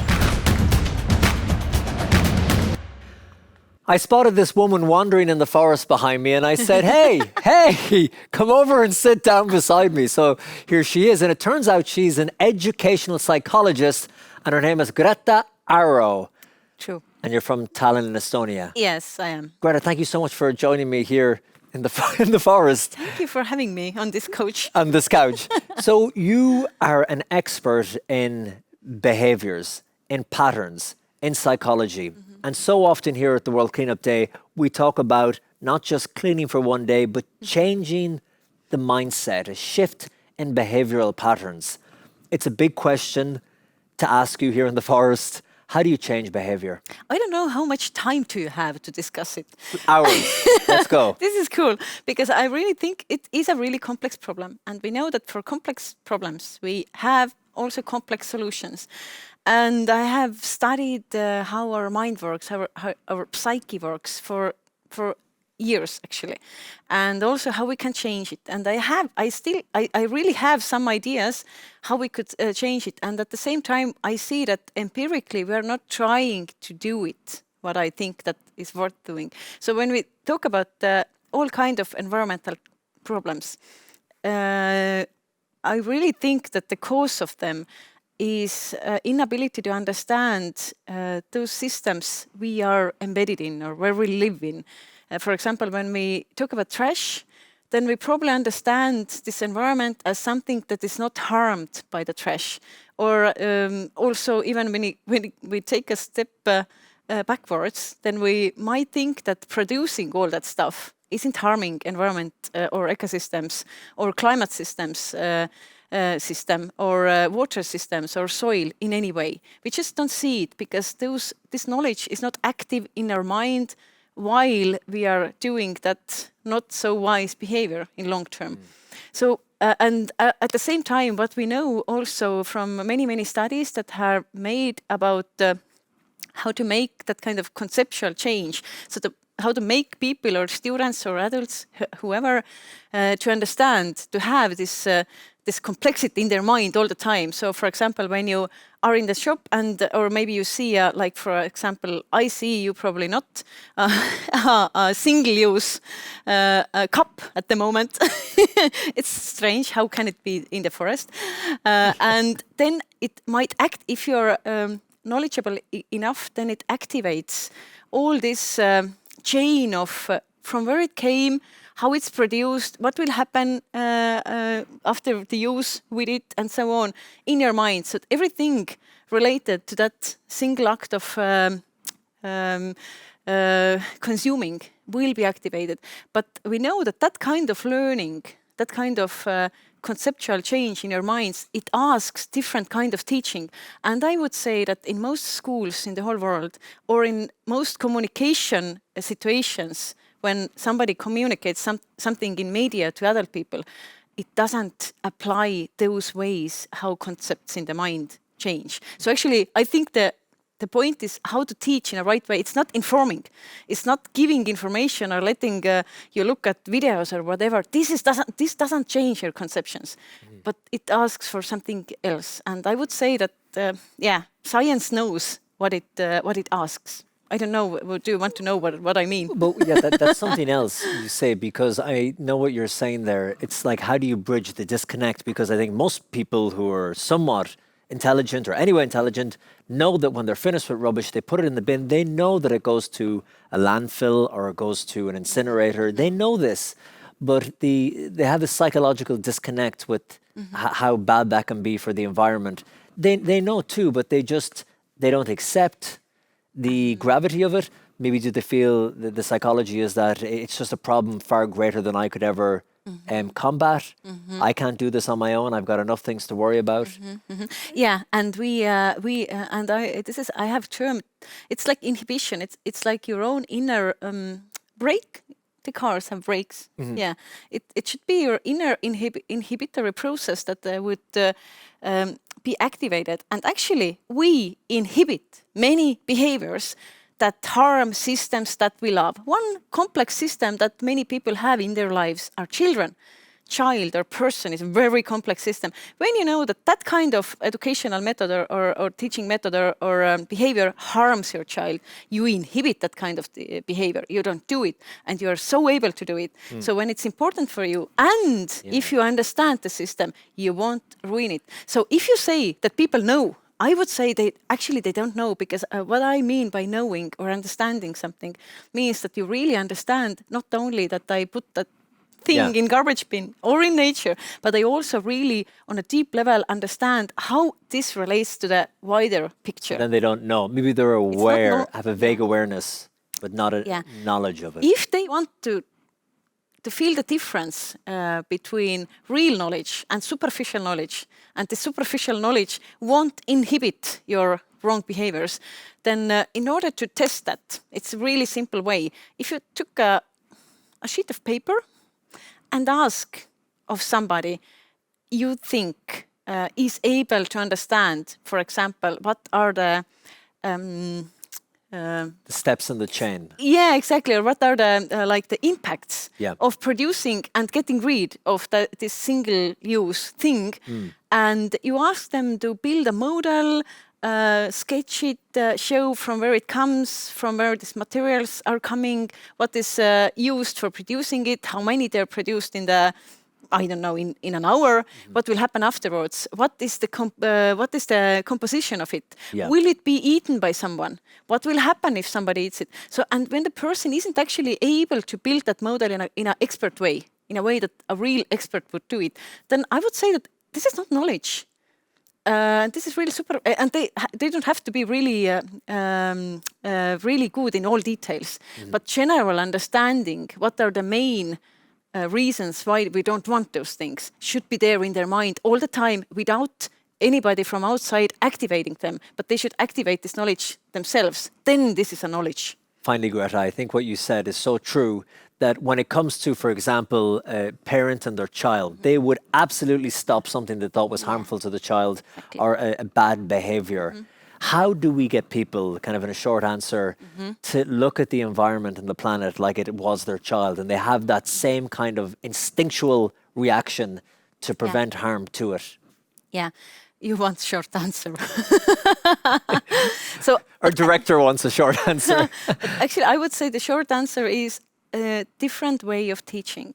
So we know so many, and this is actually, okay, when I put it short, learning should happen in a way that the learner should construct the knowledge in their heads. So when teaching is based on that somebody talks or tells you something or lectures, then learning never happens. So if we have only little time, then we tend to give lectures, give information, pour people over with information. Never happens any learning by that. So learning in the brain should be understood by teachers or communicators. So, and this is a constructive process. Create situation where the learning can build up in their head the ecosystem, climate system, how this whole world functions, and expert should be there to correct it, but not to teach it. And it's interesting because other methods have been tried before. Traditionally in societies, if you litter, if you're caught burning a fire, you're fined, you're punished. But that is a deterrent to a certain extent, but it hasn't stopped the huge problem getting even worse and worse. Now guilt is a thing. People are trying to shame and guilt in different parts of the world. Really bad idea. Yeah, a bad idea too. Okay. Yeah. This is bad idea because it's called controlled motivation. So if they and in guilt, in blaming people, they never during that process build them deep understanding of why this behavior is needed by themselves. They only prevent getting caught by this situation when they do the harmful thing, but it never generalize, and they feel bad while acting in a good way. This is what we don't want. And when you take away this guilt or blame, then they continue with the bad behavior. Okay, so it never helps. Education and building knowledge. And really smart education, so evidence-based education, not just what we have done until today. Yeah, and not learning it, people understanding it as well. Yeah. Greta, Arrow, educational psychologist, thank you so much for joining us here in the Estonian forest and for all of your time. Thank you so much. Thank you. You're watching the World Cleanup Day and Beyond show, coming to you from Tallinn in Estonia here on the beautiful Baltic Sea. And it is our honour now to be joined by Jüri Ratas, Speaker of Parliament and former Prime Minister of Estonia. Jüri, we've met before at the World Cleanup Day shows. The first one that we did back in 2018, when Estonia was also celebrating 100 years of independence. And you have always been a huge supporter of Let's Do It and of the World Cleanup Day. I want to start by asking you, how do people get the involvement and the encouragement and the backing of government? As someone who has been at the highest levels of government, you have so many causes, worthy causes, who are looking for help. What was it about World Cleanup Day that stood out to you? I think the idea is starting, if we would like to change something about our behavior and values, then it is always where is this kind of 0 point. And 0 point is always at our homes. If we want to change something, and now it's a question about the world, the climate, the cleanup day, it isn't the question only for one local authority or one country.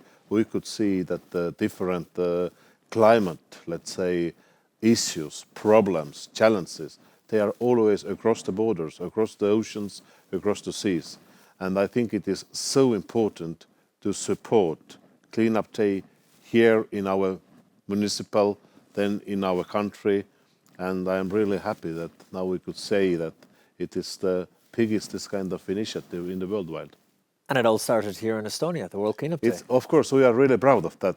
But I think what is much more important is we could see that millions and millions of people, they are cleaning their countries, their streets, their parks. For example, I remember some years ago, I cleaned our capital, Tallinn, the cigarette butts. And actually, we could find the cigarette butts everywhere, in the parks, in the playgrounds as well. And that's the really big problem. Yeah, what difference did you see on a practical level? Again, you know, being Prime Minister, you're overseeing everything in society. What difference did you see on a practical level World Cleanup Day do to your own country of Estonia? How did it change it? The picture, what was in the morning and what was in the evening was different. Like I mentioned, this big cigarette butts or other trash we could see in the playgrounds, under the forests.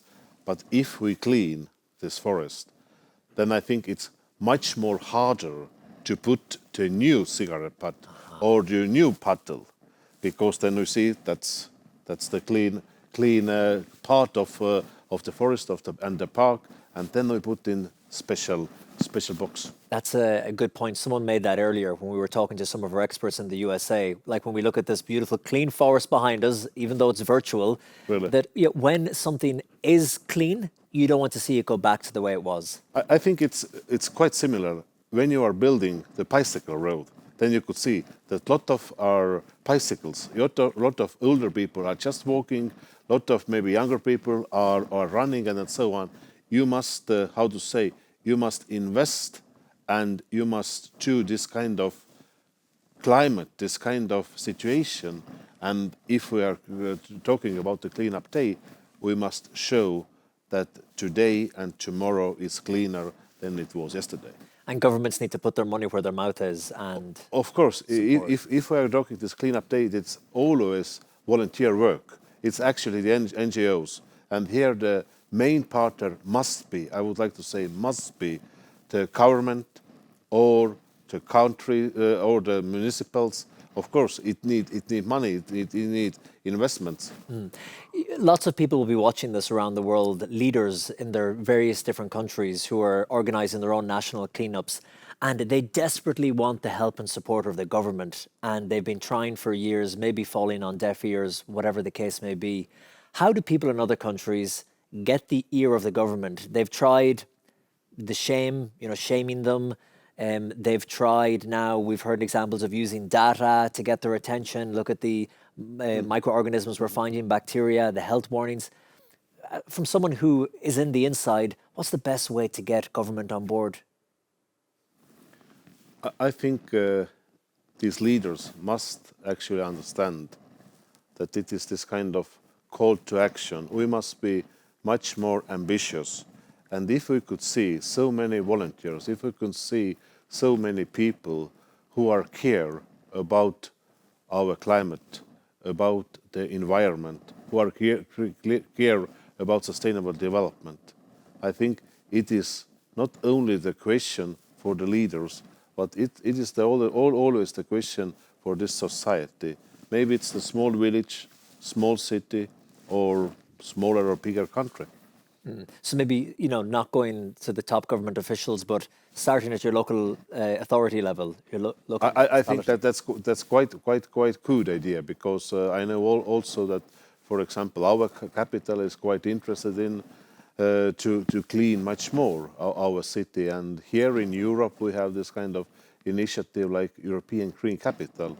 And I'm really proud, for example, that Tallinn will be 2023 European Green Capital. What do you think the future holds, Yuri? I mean, you're in a privileged position in a way in that you've got to meet and speak with world leaders across the globe, from my own president, Michael D. Higgins, to Pope Francis, to all leaders in between, and you've often discussed environmental issues. What's the consensus that you hear, and do you think change is going to come about? Maybe if I could say some of them, I think this kind of big aim must be the consumption. Actually, how we could decrease our everyday consumption in the supermarkets or in the different shops, actually. Of course, in the world, the situation is different. But if we are talking, for example, in Europe, I think we don't need all these kind of new things, what we are buying every day or every week or every month. The second is waste management. I think it is so important that we do the right waste management, and we started it actually at our homes. And the third is, like I mentioned before, sustainable development consumption. Yuri, Ratis, thank you for your support in the past, thank you for your continued support, and thank you very much. Thank you.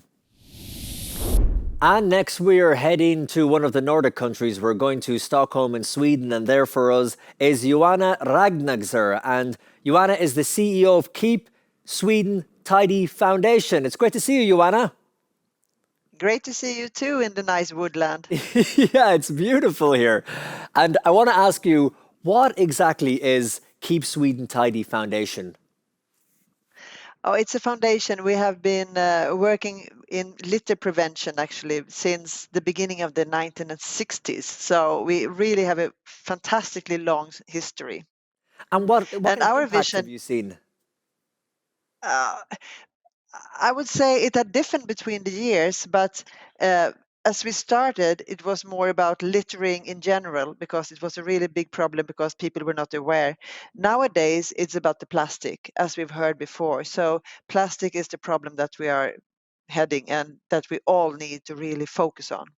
And apologies because of the slight delay. I cut across you there when you were about to talk about your vision. What is the dream of the foundation, and your dream too, Joanna? The dream or the vision is no one litters. So it could have been, a litter-free country, but we're not about cleaning up. We're all about the prevention work. So it's no one litters. When we reach that, then we're home.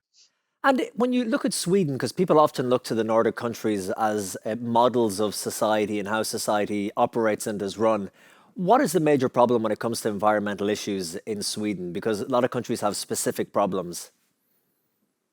Well, if you talk about litter in specifics, I would say it's very much about behavior. It has been forgotten, the connection between man and nature, I would say. So we are so urbanized and we behave within the cities as if someone else is taking care of the surroundings. And this behavior you bring out into the nature. So it's very much about education and constantly being there, reminding people that you need to take care of the nature because no one else is. Is that the idea that, I know that they pay such high taxes in Sweden and a lot of systems work very well. Is there a mentality that, well, if I do this or this is littered or whatever, it's not my problem or my responsibility. The state will look after that. That's why I pay my taxes. That's what they do. And that's their job. Yeah, exactly. That's very much the problem. So you've got to change the since mindset. we have a good infrastructure, so it's a lot about the cleaning is working, the infrastructure is working in general. But if everyone stopped cleaning, then you would see the real behavior, and the behavior is terrible, actually. Do you see a shift in society, Joanna? Are people taking on that social responsibility, personal responsibility? I'd say that we have actually noticed a huge change within the civil society for the last 4 or 5 years, and especially in the issue of littering, where people are starting to notice. Before, they didn't even see the litter; they didn't recognize it as a problem, but now it's really increasing the interest and also the engagement, which is really positive. It's so true. When it's out of sight, it's out of mind. But when it comes to your doorstep and you see the litter in front of you, then maybe it pushes you to make a change. And also when we see the flooding in Germany and the kind of environmental catastrophes around the world, it pushes people to do something. So we are talking about the future, Joanna, and, World Cleanup Day, Let's Do It World, similar ambitions to your foundation.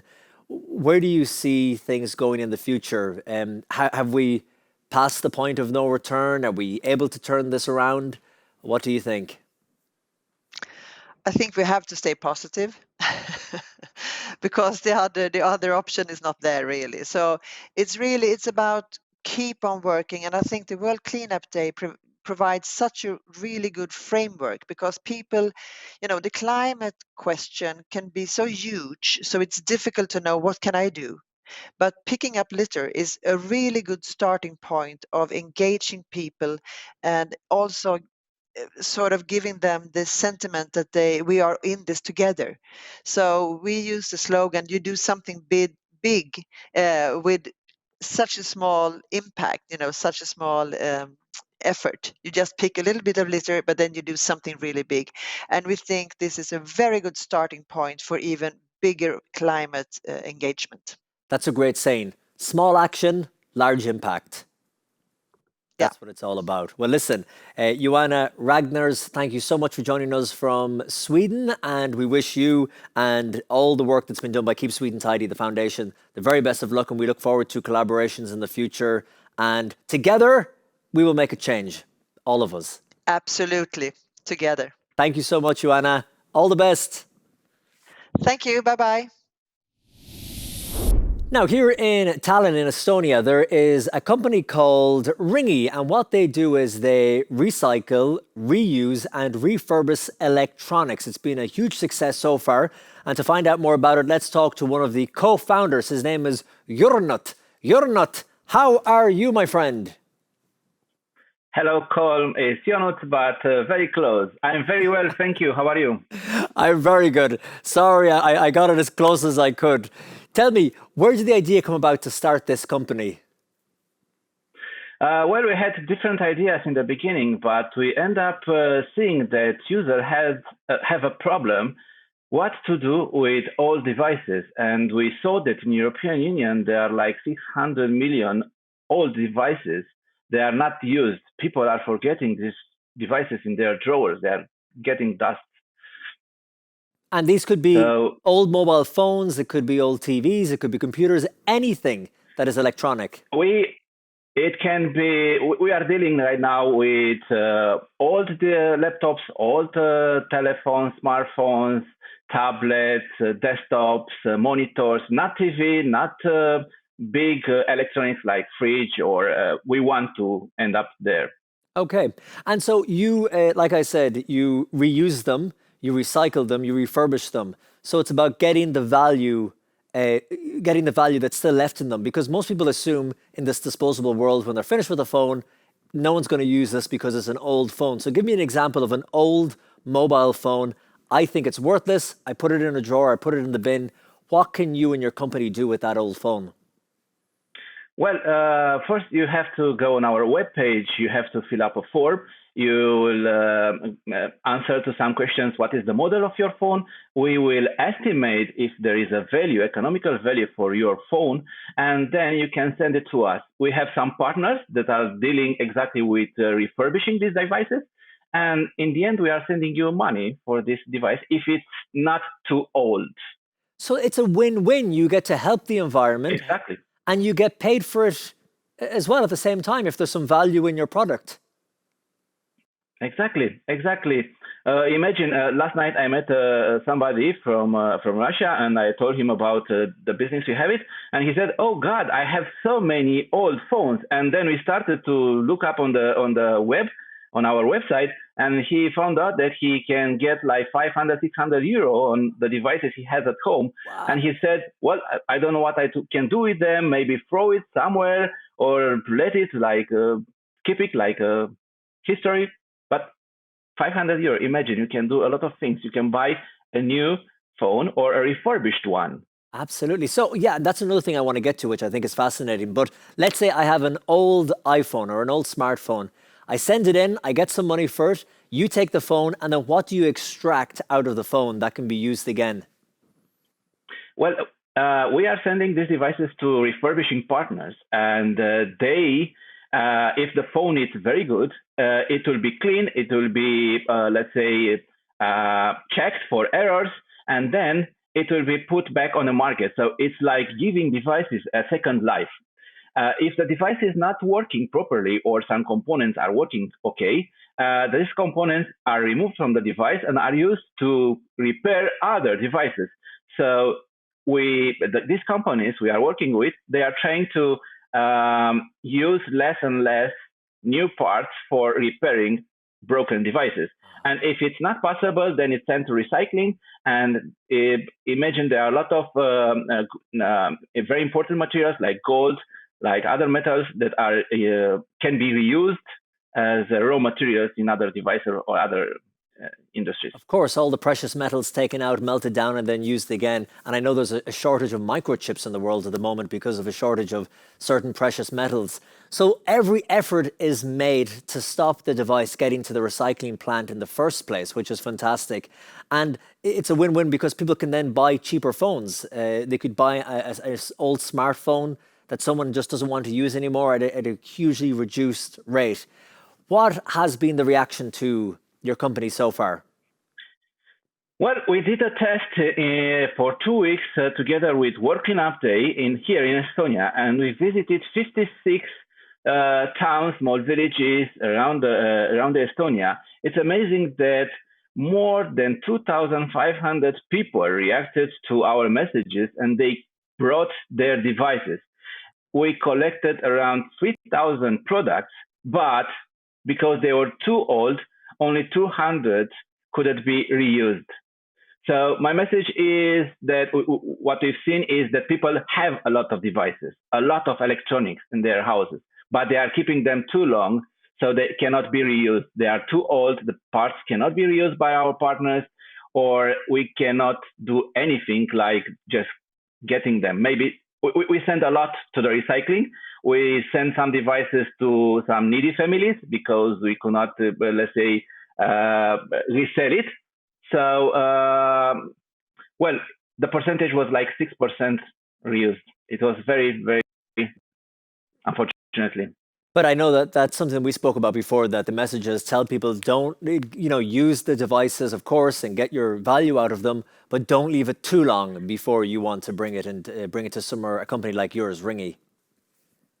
Exactly. We did the math and we estimated how much carbon we saved from with this campaign. It was 30 tons of CO2 we saved. It's equivalent of 6 cars running nonstop for 1 year. So with a very small campaign, 2 weeks only in Estonia. Imagine what can happen in Europe, and imagine other countries, other continents. It is fantastic. Keep up the great work. Your company, Ringy. Thank you. You're not. Did I get it right? You're not. You're not. You're not. You're brilliant. Thank you so much, and enjoy the rest of your day. Thank you. You too. Good luck with the show. Bye bye. Thank you. And a similar company here in Estonia is called Kira. They make recycled clothes and boots from old material, and here is how they do it. An estimated 150 billion items of clothing are produced each year. Much ends up in either a landfill or a burner. The fashion industry and our thinking must completely change from linear to circular and respectful towards the clothing makers. Waste can be converted from a problem into an infinite resource instead. In Kira, we want to walk without leaving a trace, creating products with the smallest possible ecological footprint. That's how we designed a timeless sweatsuit from the best recycled material. And with every pair of Kira sweats you buy, you donate 10 euros to the World Cleanup Day movement, which brings people from 180 countries together for a cleaner planet. Join us on the 18th of September. For more information, visit worldcleanupday.org. See you there! Now we're going to Bella Italia. We're going to Italy, and Vincenzo Capassa is one of the most passionate guys on the entire team. There he is, speaking to us from Naples. How are you? Hi, Colm. Hi, everyone. 450,000 people, I believe, took part across Italy on World Cleanup Day. How did you get such a big number involved? Yes, we are very, very happy for this great result. I am sure, and also to see you again, of course, and to share with you our great experience. The key of our success, I think, that is the cooperation between the association, company, citizen, and institution, I'm sure. So you think it's the cooperation between so many different bodies and groups. But that 450,000 people, they were spread across mainly the cities like Milan and Rome, Naples. Where were they? Yes, we have the success is very, very, very big because the cleanup action was been in all Italy, in Turin, in Milan, in Rome, in Palermo, in Naples, and more and more. This is our great result because the more action. I think that I don't remember the number, but more than 1,400 cleanup action were organized in Italy. Fantastic. And Francesco, tell me about the impact. What result have you seen, practical results in Italy from the World Cleanup Day? Yes, I am sure that during the World Cleanup Day, we cleaned a lot of places. But the real challenge now is keep them clean.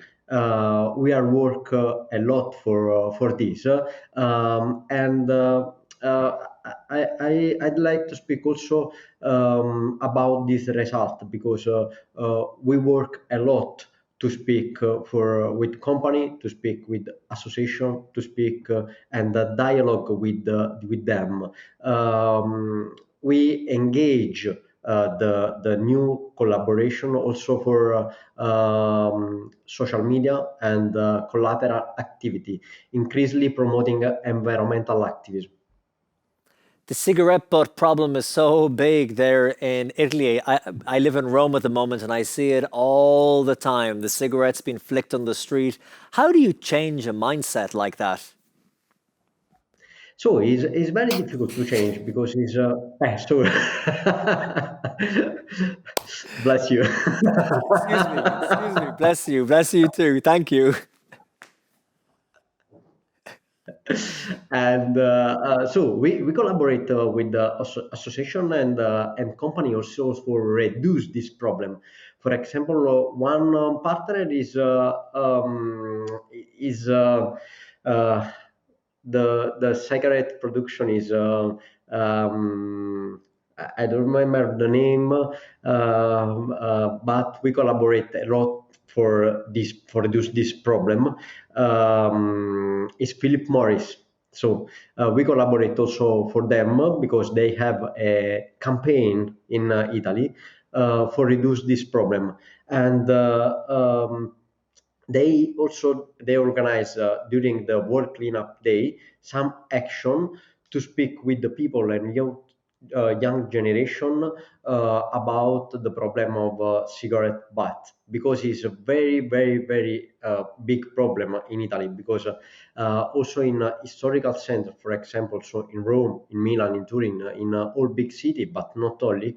And we have the cigarette butt that we don't see the cigarette butt. This is the problem, because usually we work on the street, and they are on the street, but we don't see the problem.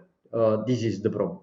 This is the problem, and we need to make a different approach for solve this. Finally, Francesco, we are looking to the future.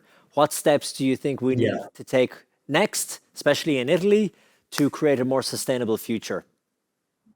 So the next step is consolidate the network, and for next year we have the big project. In this moment, we have the network composed for I think 100 organizations. We want to consolidate this network and arrive to 1,000 organization that participate not only to the water cleanup, but to create the activity during the year to solve really the problem.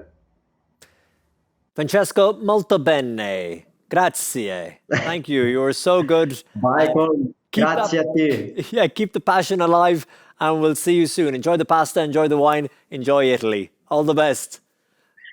Bye. One of our global partners this year is Allianz, and Allianz too were involved in the World Cleanup Day. Here's a short video of how they got on. I would start by thanking the World Cleanup Day and the team and the volunteers who partnered for 3 years, giving us a platform for cleaning up. At the Allianz Sustainability Office, we want to secure the future of the next generations. And we want to do it by leveraging Allianz not only to be a leading in shaping the financial industry in a sustainable way, but also to then contribute to shape here. And beyond our work as a financial institution, we also value the differences the local Allianz offices create for the societies in the societies they operate. Because we sincerely believe that societal impact happens locally. As Allianz, through our societal impact work, we take next generations at a center stage. For example, this year in Allianz Romania alone, with over 100 colleagues, we cleaned up an area of around 1.35 hectares at the outskirts of Bucharest, collecting more than 3 tons of waste. 3 tons of waste. Congratulations. Our actions go beyond a single day activity and lead to systemic change in our office spaces. In example of 3 years of our participation from Asia to Americas in several Allianz offices, we stopped using plastic cups, switched reusable coffee capsules, introduced meat-free lunches, and many more things. As a common wish we all share, our ambition is to build a future where World Cleanup Days are obsolete, but until we reach that target, we will continue our partnerships and engagement for a future we secure for next generations living in sustainable societies. Thank you very much. We are turning our attention to the United Nations because Let's Do It World have partnered with the UN. And to talk to me more about this is Lisa Henrik. She's based in Berlin, and she was the co-lead during their week-long call to action. And there she is. Lisa, tell me all about this week. What was the aim of it and how did it work? Thank you so much for having me today. So the Global Week to Act for SDGs is our annual call to action during the high-level week of the UN General Assembly to mobilize individuals and organizations from all sectors and regions to drive collective action to accelerate progress on the Sustainable Development Goals while reminding world leaders to play their part. Okay, so that makes sense because they talk about it all year round, and this is a week where you kind of hyper-focus activity, call to action, put your money where your mouth is. And give me some examples of this. I know the beach cleanup is one of them, isn't that right? Exactly. So the World Cleanup Day is really one fundamental part of this overall mobilization. But besides that, we also seen a breadth of SDG actions from tree planting drives, clothes swaps, efforts to eliminate single-use plastic, zero hunger community gardening campaigning, and training seminars for first responders to survivors of sexual violence. So yeah, really across the globe, a wide spectrum. Yeah, it's a great wide spectrum it covers. And Lisa, what are some of the results you have seen there? Because you were across this for the entire week. What did you see? So what we can really see that now in its 5th year, the week has grown from strength to strength. We had a very ambitious target to almost double the number and inspire at least 100 million people taking individual and collective action from 56 million in 2020.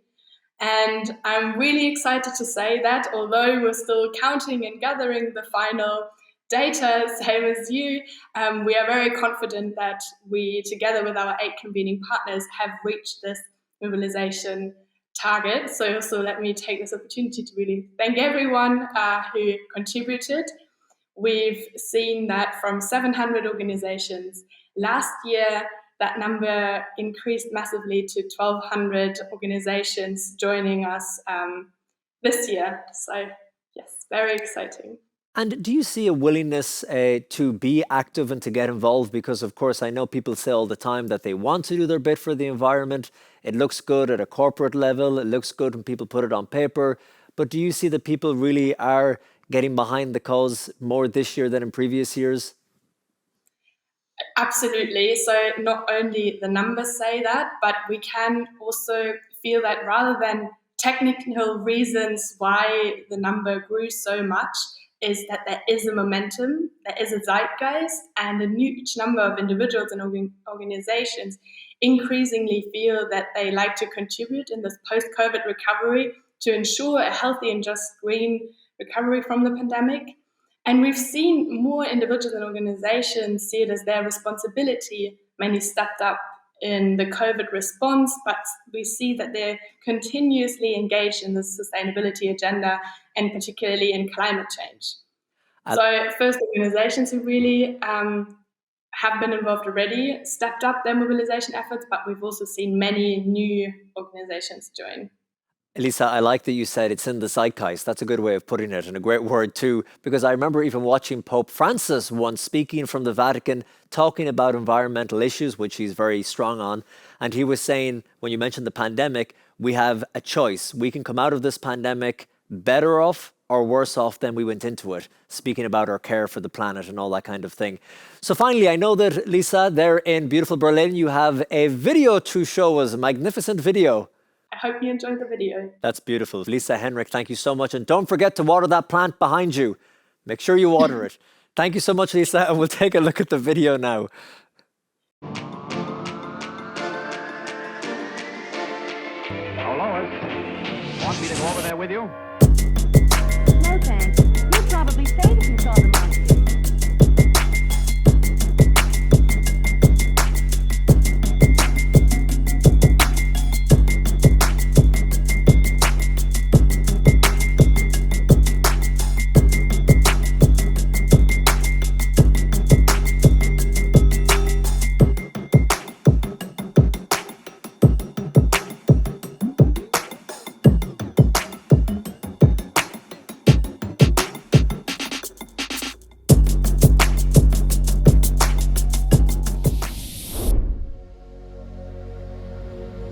isn't just being the most essential and beautiful part of our lives. Let's lose ourselves in love and trust instead of a world of expectation.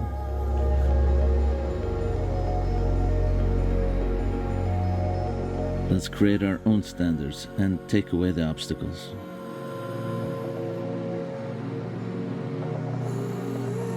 Music for me is the path home, the connection to the unconditional, the inner universe that everybody possesses, the place that we can always escape to.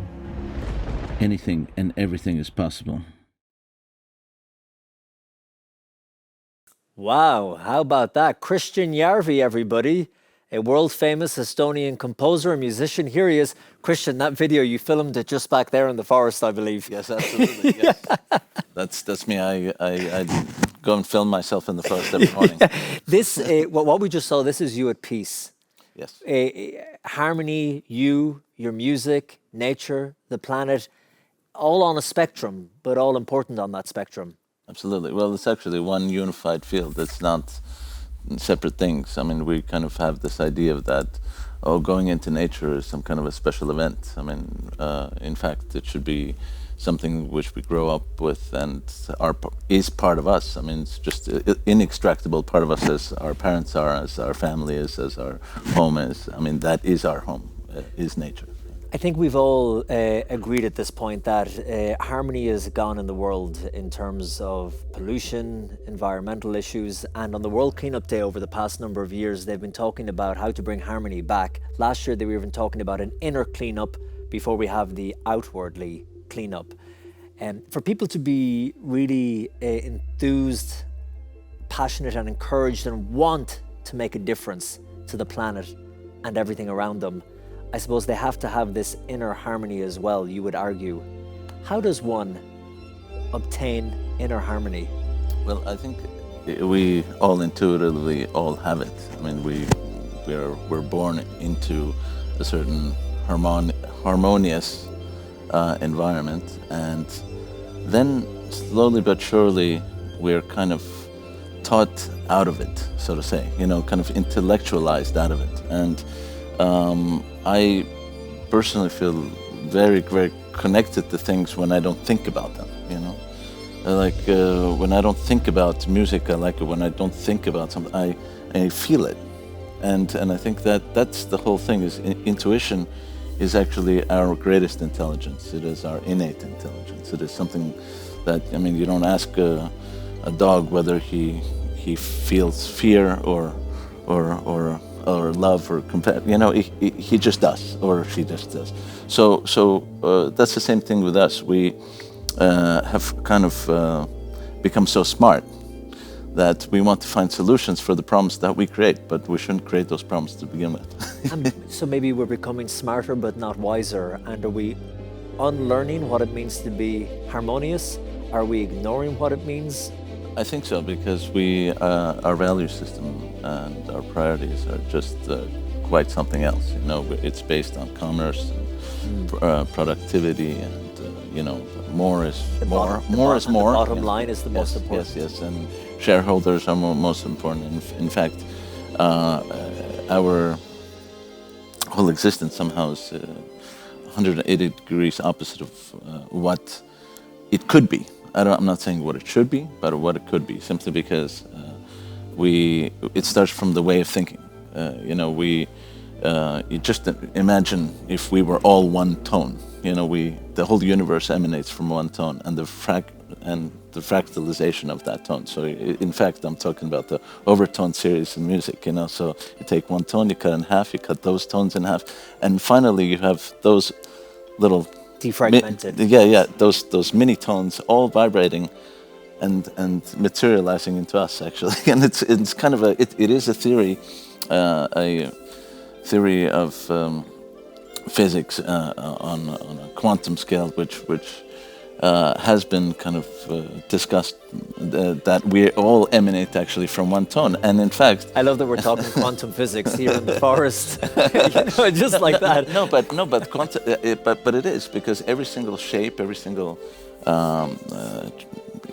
tree or leaf or I would say flower, every single thing grows in a certain shape because it is in that field of vibration. Yeah. It's in that field of... Everything has a resonance frequency. Yeah, resonance, exactly. So if we tap into that resonance, that's how we start our inner world cleanup, so to say. Or being more tuned in to Well, exactly. those And then that manifests itself outside. That also starts to have us be mindful and just, not throw our cigarette butt on the floor, But actually, I have a great friend, Mick Bidaya, for example, a fantastic Estonian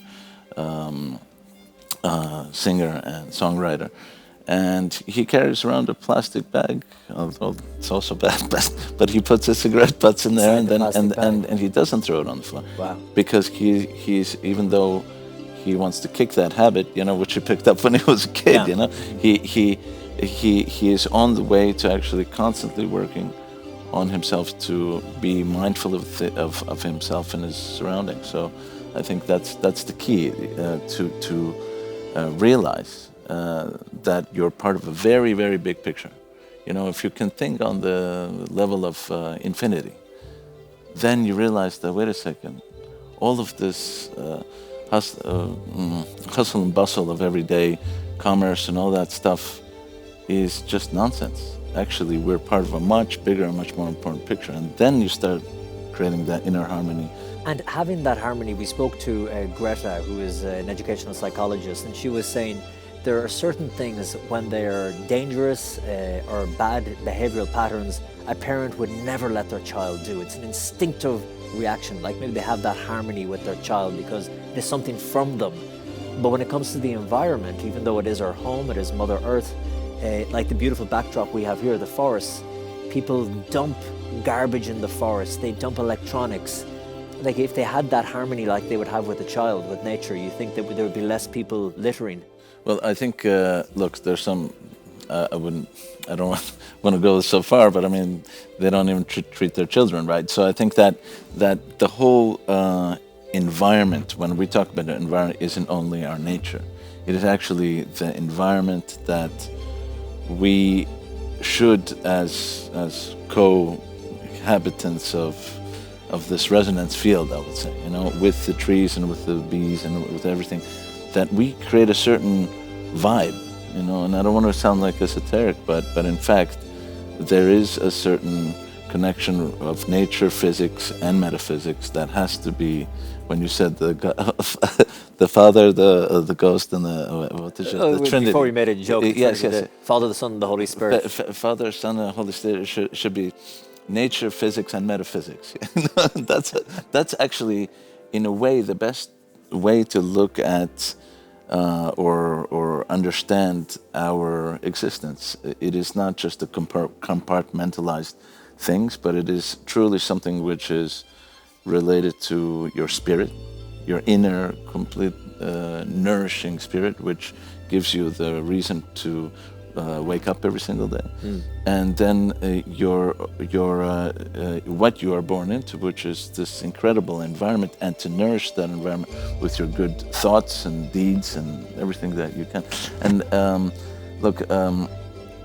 all of this consumerism and everything, it can all fit into that, and actually be mindful not to do like the cheapest thing really quickly, but actually pay a little bit more, but actually don't ruin the environment. Get a degradable plastic bag rather than a non-degradable plastic. The two systems can be compatible, yeah. Well, listen, I feel like we should be listening to some Simon and Garfunkel records now after all this talk. But Christian, it's been amazing talking to you, and your search for harmony. We all are on that search, that journey. Absolutely, inner worlds, outer worlds, and also, you are above as you are below. And keep creating the beautiful music. Thank you so much, Christian. Thanks. Next, leaving Europe and the beautiful Estonian forest, and we're heading across the pond, across the Atlantic, and we're heading to the Americas. They love it. Like, they can't wait to participate in more than one event. It's a need to celebrate and enjoy our nature. I'm doing this for them. That's why I'm happy to stay, for the kids. It gives us a lot of inspiration, and and also motivation to keep on doing this process. This is a good movement. We're doing this work to save this place. The company is very good here. We have been having a great time cleaning this area. But we are doing good now. We are happy, we are sharing the moment, we are with friends. That's the change that we have to provoke, that's the change we have to initiate today. Hola, súper bien acá en el Día Mundial de Limpieza, estamos en Playa Las Hojas, en el departamento de La Paz, en El Salvador. And we just keep going as our... del Día Mundial, del Día del Amor y la Amistad, pues estamos dándole este regalo de amor y amistad a nuestro país y al planeta. Turn around and across Mexico, like 600,000 people. ¿Verdad? De hecho, el movimiento más grande se llevó a cabo temprano, ¿verdad? En la parte de la costa del país, teniendo participación del Ministerio de Ambiente en la delegación de costa. Hey, clean up and have fun. And we're in the Americas. Look at this beautiful beach. The water behind me, the sun setting there. This is incredible. I'm going to jump in for a swim right after this. First, we are heading to Canada, to Nova Scotia. Lisa Christensen is there. Hello, Lisa. Hi, Colm. So nice to meet you. So nice to see you. Isn't this beautiful? Sunset on the beach? It certainly is. Now, you were looking after World Cleanup Day Canada, and interestingly, you were looking after World Cleanup Day Hong Kong. Before we talk about the two separate ones, how did it come to be that you were looking after both? Well, I've been living and working in Hong Kong for the past 25 years. And I set up a nonprofit organization in Hong Kong 20 years ago doing beach cleanups. So then I took on the role of World Cleanup Day Canada, World Cleanup Day Hong Kong many years ago. And then with COVID, I moved back to Canada and have recently been helping with World Cleanup Day Canada. So that is incredible. And, you know, when we look back at 2021, World Cleanup Day 2021, what were the results like in Canada? We had a fantastic year. It was really touch and go initially with COVID, of course. So our theme was all about connecting with nature and collecting. Small teams, big impact. And we weren't sure what the numbers would be like, but we managed to have actions all across Canada, coast to coast. And we had a total of 17,565 volunteers participating, from all provinces, really coast to coast. So we're super happy about that. That is incredible. When you were trying to get the word out and you were putting out the call to action, how did you get that many people involved? What was your trick? The strategy this year was to empower and engage leaders from every province.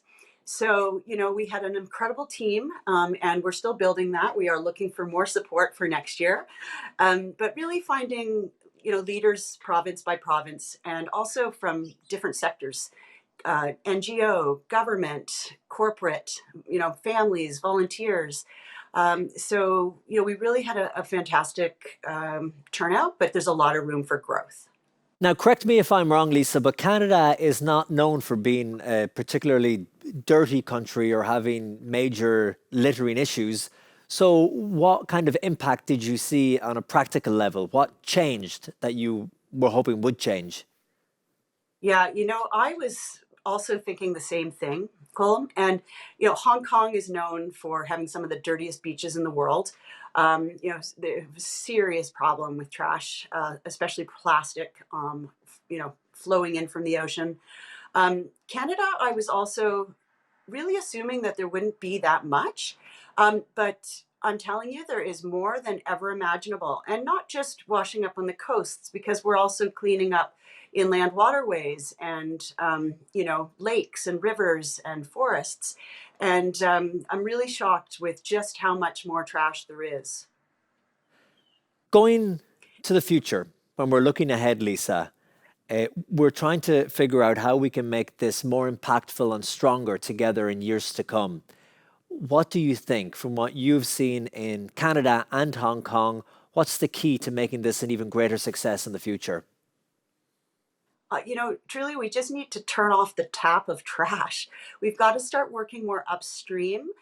Cleaning up is a fantastic effort to, change awareness and to create behavior change. But also, we really do need to start working upstream and changing product design, working with companies and governments to stop the trash at source. Finally, Lisa, just about you. Why are you so passionate about this cause? Why do you get so enthused by it and devote so much time and effort to it? Yeah, well, I guess part of it is growing up right here in beautiful Nova Scotia, where, we do have some of the most pristine and amazing nature. I've just always loved everything about nature, and will do everything I can to protect and connect and continue to use my ability to bring people together and get people out in nature, and working with World Cleanup Day is a great honor and a privilege. So I'm very happy to be a part of this team. Well, Lisa Christensen, it's been amazing talking to you, and well done on all the great work you've done at World Cleanup Day Canada and World Cleanup Day Hong Kong. I'm about to head to the beach bar. Would you like a pina colada, or what will I get you? A virgin pina colada, please. Virgin pina colada coming right up for you. Okay, Lisa, thank you so much, and all the best in Canada. Thanks. Now, next on the World Cleanup Day and Beyond show, we are going to the United States of America, and we're saying hello to Bill and Steve. Hello, Bill and Steve. Hi there. Greetings. Hi there. Greetings. How's everything in California? It's just a beautiful day here. It's great. Yeah, it's always good. It's always sunny and warm, right? Look at this. Is this Hawaii, or where am I? Isn't this beautiful? It's Hawaii. Yeah, looks like Hawaii. Could be somewhere else. Who knows? I was just in for a swim there. It was beautiful and warm. And I'm going to head to the beach bar after this. So I'll see you guys at the beach bar. Yeah, sounds good. We'll be there. You're buying, right? I'm buying, of course. So listen, we're talking about having fun and making World Cleanup Day fun. You have been, spearheading this idea from the very beginning. If it's not fun, you're not doing it right. How do you make cleaning up rubbish and garbage fun in the US of A? I think it's fun by itself, don't you, Bill? Well, first off, we don't call it rubbish. That's one of the... Trash and litter. Trash, yes. No, what we do is we have... The whole idea is that if people see you having fun, you're making like a game of it, or you're enjoying yourself, people will join you. If people think like, oh my God, I've got to clean this trail up or this park up, people will not join you. So... Right, so you may as well have fun, right? We have fun. We enjoy ourselves. And Steve, do you still have fun? Do you enjoy what you do? Do you still have the passion for cleaning? Oh, I do. I do it all the time anyway, just by myself. I mean, let me rephrase that. See what I have to put up with. See what he has to put up with all the time. As we say, moving swiftly on. Bill, let's address the next question to you. Go faster. Yeah, go faster. And by the way, Bill, a very happy birthday. I know you celebrated your birthday here in Estonia recently. Thank you. What practical impacts have you seen from the World Cleanup Day in the USA? Well, I think it's getting cleaner. We had about 1 million people this year in the United States cleaning up.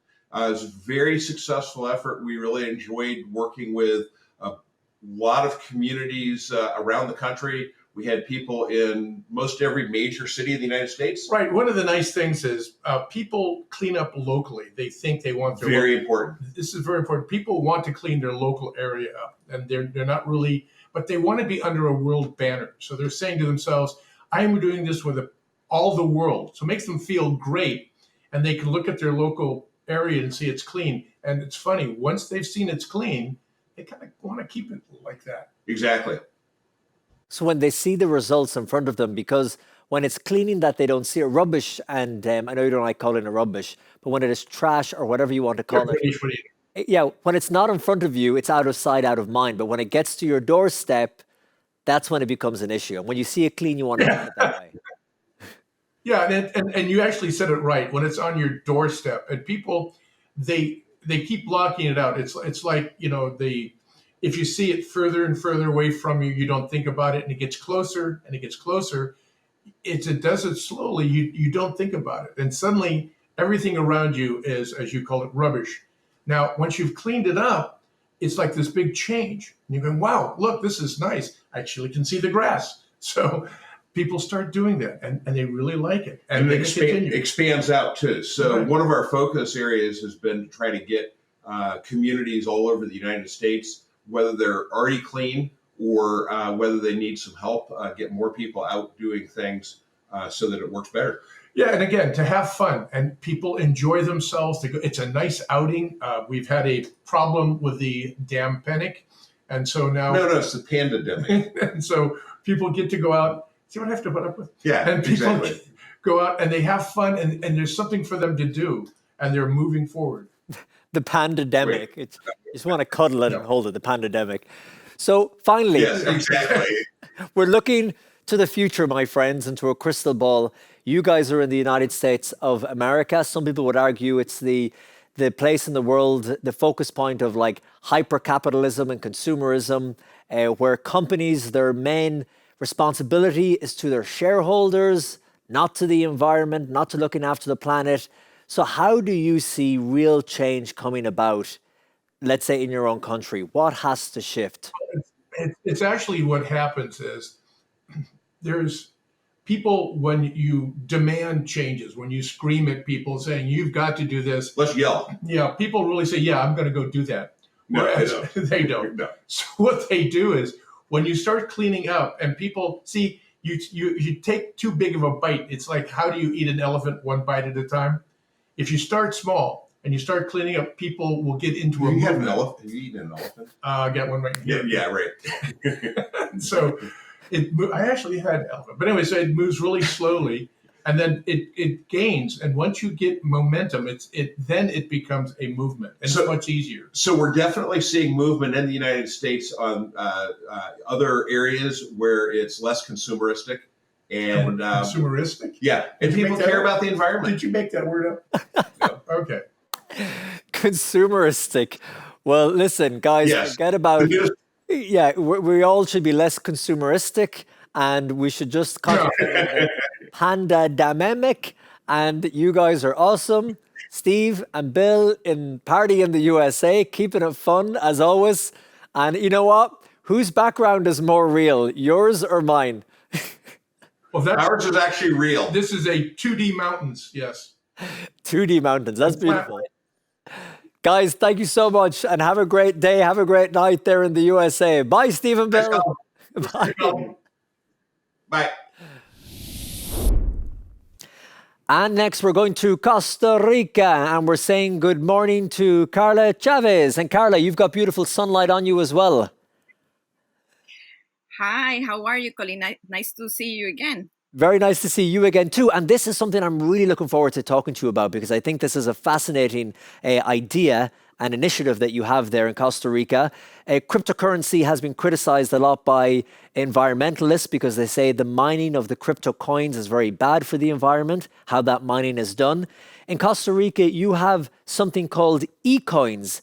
It's not a cryptocurrency, it's a virtual currency. Explain that to me, if you will. Yes, sure. eCoins is the coin that rewards commitment to recycling, but we create something based on the linear economy. Have you heard about loyalty programs, miles, points, everything you win when you consume? So we create eCoins as the way to create value when you consume and you use your materials, because it's not waste, there are materials that must be incorporated again in the value chain. So eCoins is a loyalty program, a reward program where you separate, win, and redeem. It's like a loyalty program, but not buying things or consuming new things. It's a loyalty program where you win when you take care of your impact.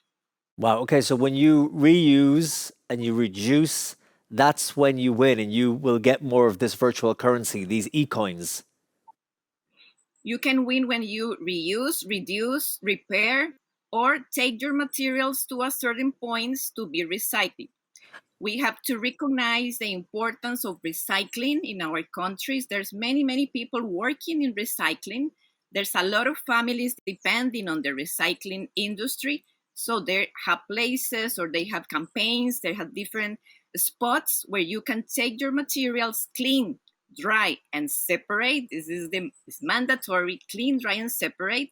So you do it at home at the source, you take the materials and you win e-coins. And then you can redeem them in a catalog of discounts, special offers, promotions, concerts, sushi, pizza, whatever. I like the sound of that. And Carla, how has this been received in Costa Rica? Well, it's great. We have 3 years working in Costa Rica, but now we are working in 4 more countries. We are active in Colombia, Peru, Guatemala, and Nicaragua. And very soon we will launch our program in Argentina and maybe Paraguay. And next year we expect to be in Mexico and Chile. So it's a system that is very scalable. Every country can have their e-coins if there's a place to take the materials and if there's a company that wants to reward the behavior and the commitment to the people. So all you need are people who are willing to accept these e-coins as a type of currency, and then people who are willing to give people e-coins in exchange for recycling or reusing. So it makes perfect sense. And let me ask you, Carla, about other results and other practical impacts from the World Cleanup Day in Costa Rica. What difference have you seen? Of course, Cleanup Day is a very important moment to remind people about the community, about the integration of all our efforts, about the alliances, about that this is a global issue. It's not an individual or a country issue. It's a global, it's a planetary issue. So for us, Cleanup Day is the moment to more conscious and more, of course, activate a lot of public-private alliance. But we want to make this every day of the year. We want to do it 3 times a day. Every time you have your breakfast or your lunch and you create materials that can be waste, you have to clean it at home and take it to the right place. And Cleanup Day is like a very good day to remind our connection that we are very, very connected. And our ocean here in Costa Rica maybe is going to be very soon connected with the beach you have behind you. So we have just one planet and we are connected in many, many different ways. Well, Carla, you put it so well and spoken with such passion. So I want to thank you, Carla Chavez in Costa Rica. Thank you so much for your time and the best of luck with all the rest of the work you were doing. Thank you, Colin, and have a nice day. You too. And now we are heading to Martinique, and there for us is Sylvian. Sylvian, he's a very busy person because not only is he a youth ambassador for Let's Do It World, he also works for UNESCO. And look at that smiling face. Sylvian, how are you? I'm good, Colm. Nice seeing you again. How are you? I'm very good. Always good to see your passionate smile, your enthusiasm. It's contagious. It's infectious. I don't know, but I would like to spread that. That's my role. I want to inspire, man. I have to be it. But that's what you do. You inspire. As a youth ambassador, you are concentrating on engaging and inspiring the youth. So tell us about the Holy Grail. Crack it. How do you engage and empower the youth? Well, I think you can remember that last year when I came to Let's Do It World, I came here with a project where I wanted to answer a question that was, how can I inspire youth to take action in combat the climate crisis? That was my question, and I tried answering it with all of you. Well, I came to 2 answers. The first one was by doing it, by being it, and inspiring others to do so, as you just said. And the second one was sharing it. So I created the possibility for that. I created my own channels on social medias. I started involving myself in the Let's Do It World as a youth ambassador and the World Cleanup Day ambassador for my island. And from that on, I could show people what I wanted for my planet. And then it was passed on to the other people who were sharing the life I was showing on social medias. And I did it with the Let's Do It World, but I didn't stop there because I wanted to go further. So that's why I reached through Let's Do It World with the UNESCO. And from there, I worked on the Trash Hack campaign. I don't know if you heard of that. Yes, but explain to us a bit, Trash Hack campaign, what did it mean? The Trash Hack campaign is, let's say, it's a platform that seeks to foster individual opportunities and to develop transformation in youth. How can they do that? On that platform, they just showcase examples of how are the best practices for the people around the world, especially the youth, something accessible, something easy to do and to integrate and to spread, that is scalable. That's what they're doing. And seeing that, knowing that, them to do interviews. In the job you do, like interview youth and showing that to the world through a nice light video that is corresponding to nowadays standards. You know what I'm saying, on Instagram and etc. And this is going really great. We went to Zimbabwe, Mongolia. Now it's Egypt, and the next one will be Uruguay. Yeah. Yeah, that's a good point. It's talking to young people where they're at and communicating with them in a way that they're used to, kind of speaking in their language. Isn't that it? Yeah, that's it. That's exactly that. Because I think today, if you want to reach them, you have to go where they are at, and where they are at most of the time. I'm sorry to admit that, but it's on their smartphone, right? Yeah. So if you really want to get into their world, I think there is no other choice. Even though at the beginning I wasn't comfortable with seeing my face and hearing my voice all the time, despite of anybody who can think the opposite. But this was a challenge. This was a challenge for me, for real. It was a real challenge to see myself. Come on, you're a superstar over there in Martinique. And speaking of in Martinique, I wish. What were the results, some practical results of the World Cleanup Day this year? What changes have you seen?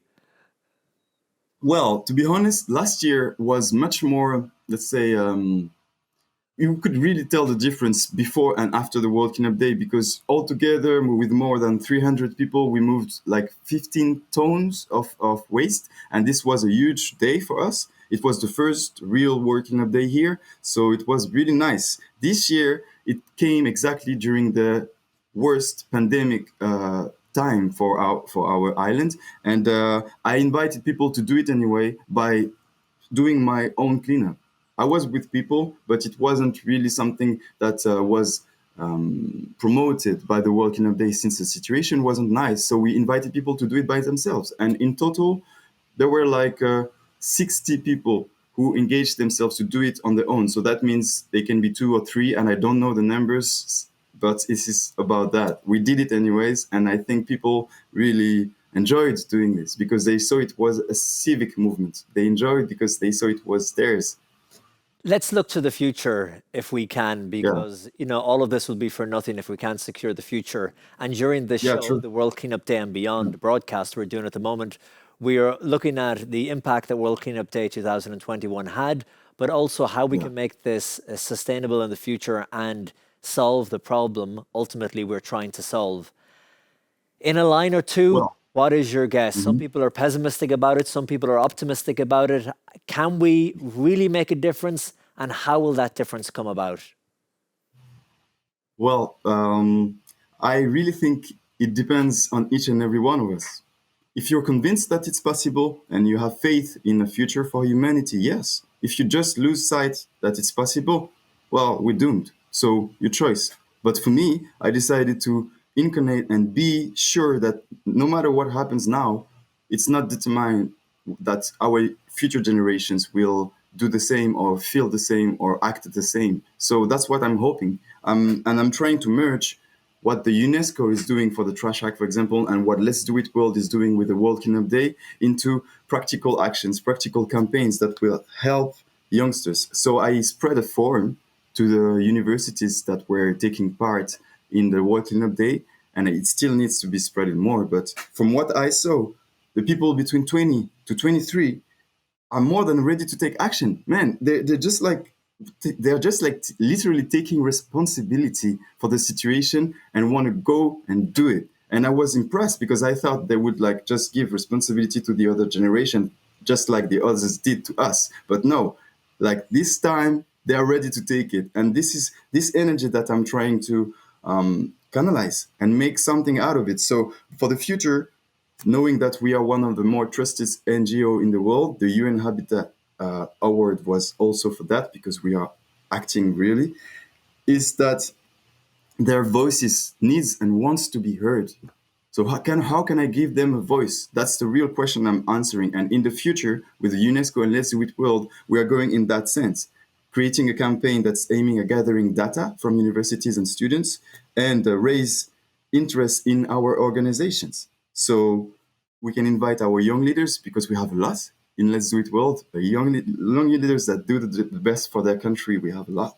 And with them, I'm hoping that we can invite universities and our organizations to work together on great campaigns on which students and university can be implied and develop as a professional skill developing mindset, developing campaigns, developing actions. This is what we want to do with universities in the future. You're so right. It's all about mindset. And I liked what you said there, that you have to believe that it's possible. It's like that famous saying from someone who said, whether you believe you can or you can't, both are correct. It's all about true. Yeah, that's about that. Believe. Just believe. Believe. And what a great way to end it. And what a great youth ambassador to have. Thank you so much. And congratulations on all the great work you do in Martinique and your influence all over the world. I'm trying my best. Thank you, Colm, for your work as well. Talk soon. Bye-bye. Bye, my friend. Sure. Ciao. Hey guys, this is Whatever, and we are the patrons of World Cleanup Day in Estonia. Yeah, and we made this video, Disposable Society, because we're kind of afraid that the future might look grim. So we made this music video like 1,000 years in the future, what we imagine could happen when we don't change the way we treat the planet, how we consume stuff, the overconsumption stuff.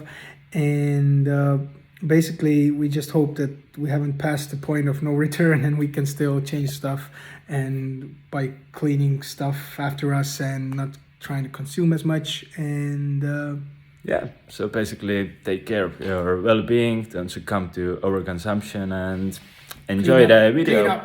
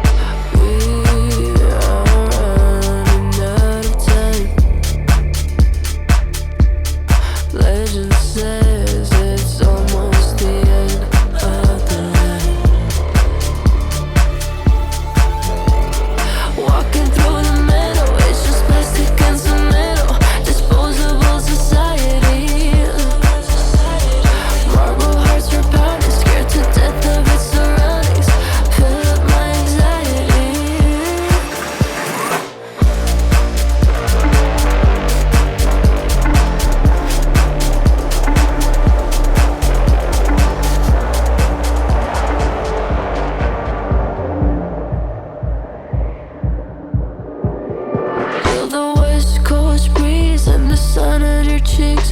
We're controlled by our fear and it's getting to me. I wanna show you, then blanket it slow and see you shake it from head to toe.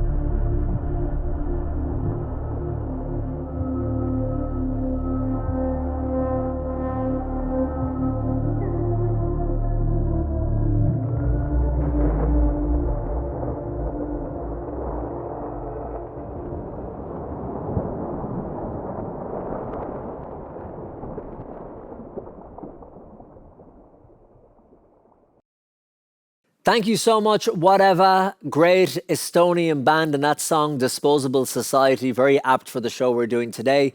And I know that Whatever are they're great ambassadors for World Cleanup Day and partners here in the country. Guys, unfortunately, we have almost come to the end of the show, the World Cleanup Day and Beyond program. And look who's back. They joined us at the start. It's Anneli and Ingrid. How are you guys? Perfect, thank you. We have heard from some fantastic speakers, some passionate leaders. What are your thoughts having watched all of these great people for the last 2 hours? That was amazing, amazing leaders, amazing volunteers, experts, so many great thoughts and so on. So, and it again made me think that the World Cleanup Day is not just a cleanup, it's much, much more. This is something which brings together people and building trust between society, between different organizations, volunteers and governments and so on. And we are aiming for 5% of population in order to create transformation. And if sometimes people are saying to me that you are just dreaming about waste-free world, this is not possible.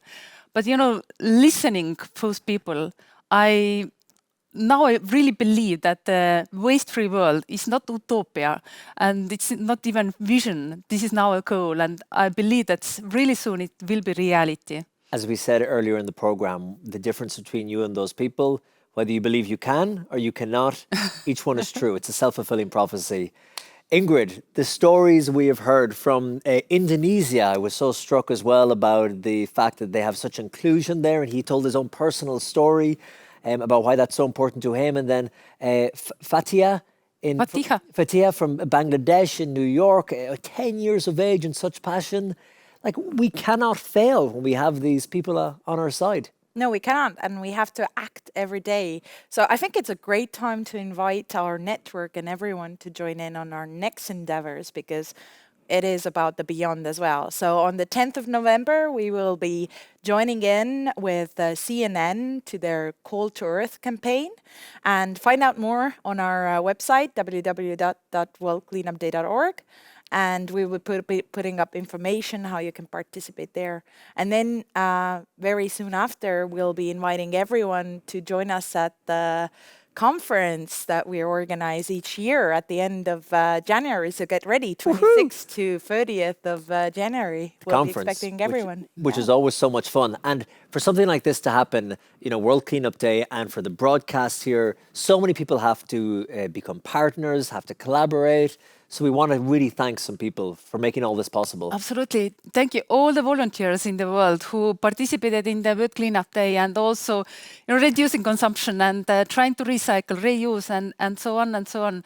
Thank you all the partners all around the world, all the organization, corporation, government who supported. Especially thank you very much Estonian government who supported global coordination of World Cleanup Day. And last but not least, of course, thank you Multicity TV who created all these nice 3D environments around us. And so can I just say, Multicity TV are the best in the business and the game, because I'm sitting here, of course, in the Estonian forest, but am I really? I'm in this green screen, but they've done an incredible job of putting in these virtual sets and reminding us of the world that we want. This beautiful, clean forest, the beautiful, clean African savanna, or the beautiful, clean beach that we've seen. So a huge thank you to them as well, all the engineers and the crew. It's been amazing. So beyond, we head on to the future, we forge ahead. And the next thing to look forward to is our conference, all the other events we were talking about, and then World Cleanup Day 2022. The 5th time. Wow. So that is it, I guess, from all of us here in Tallinn, in Estonia, on the beautiful Baltic Sea, from Ingrid, Anneli, Heidi, who is with us in spirit and at home at the moment. We want to say a huge thank you for watching. A huge thank you to all the amazing crew here, all the speakers, all the people who contributed. And until next time, from all of us here, thank you for watching World Cleanup Day and beyond. And we will talk soon. Goodbye, everyone.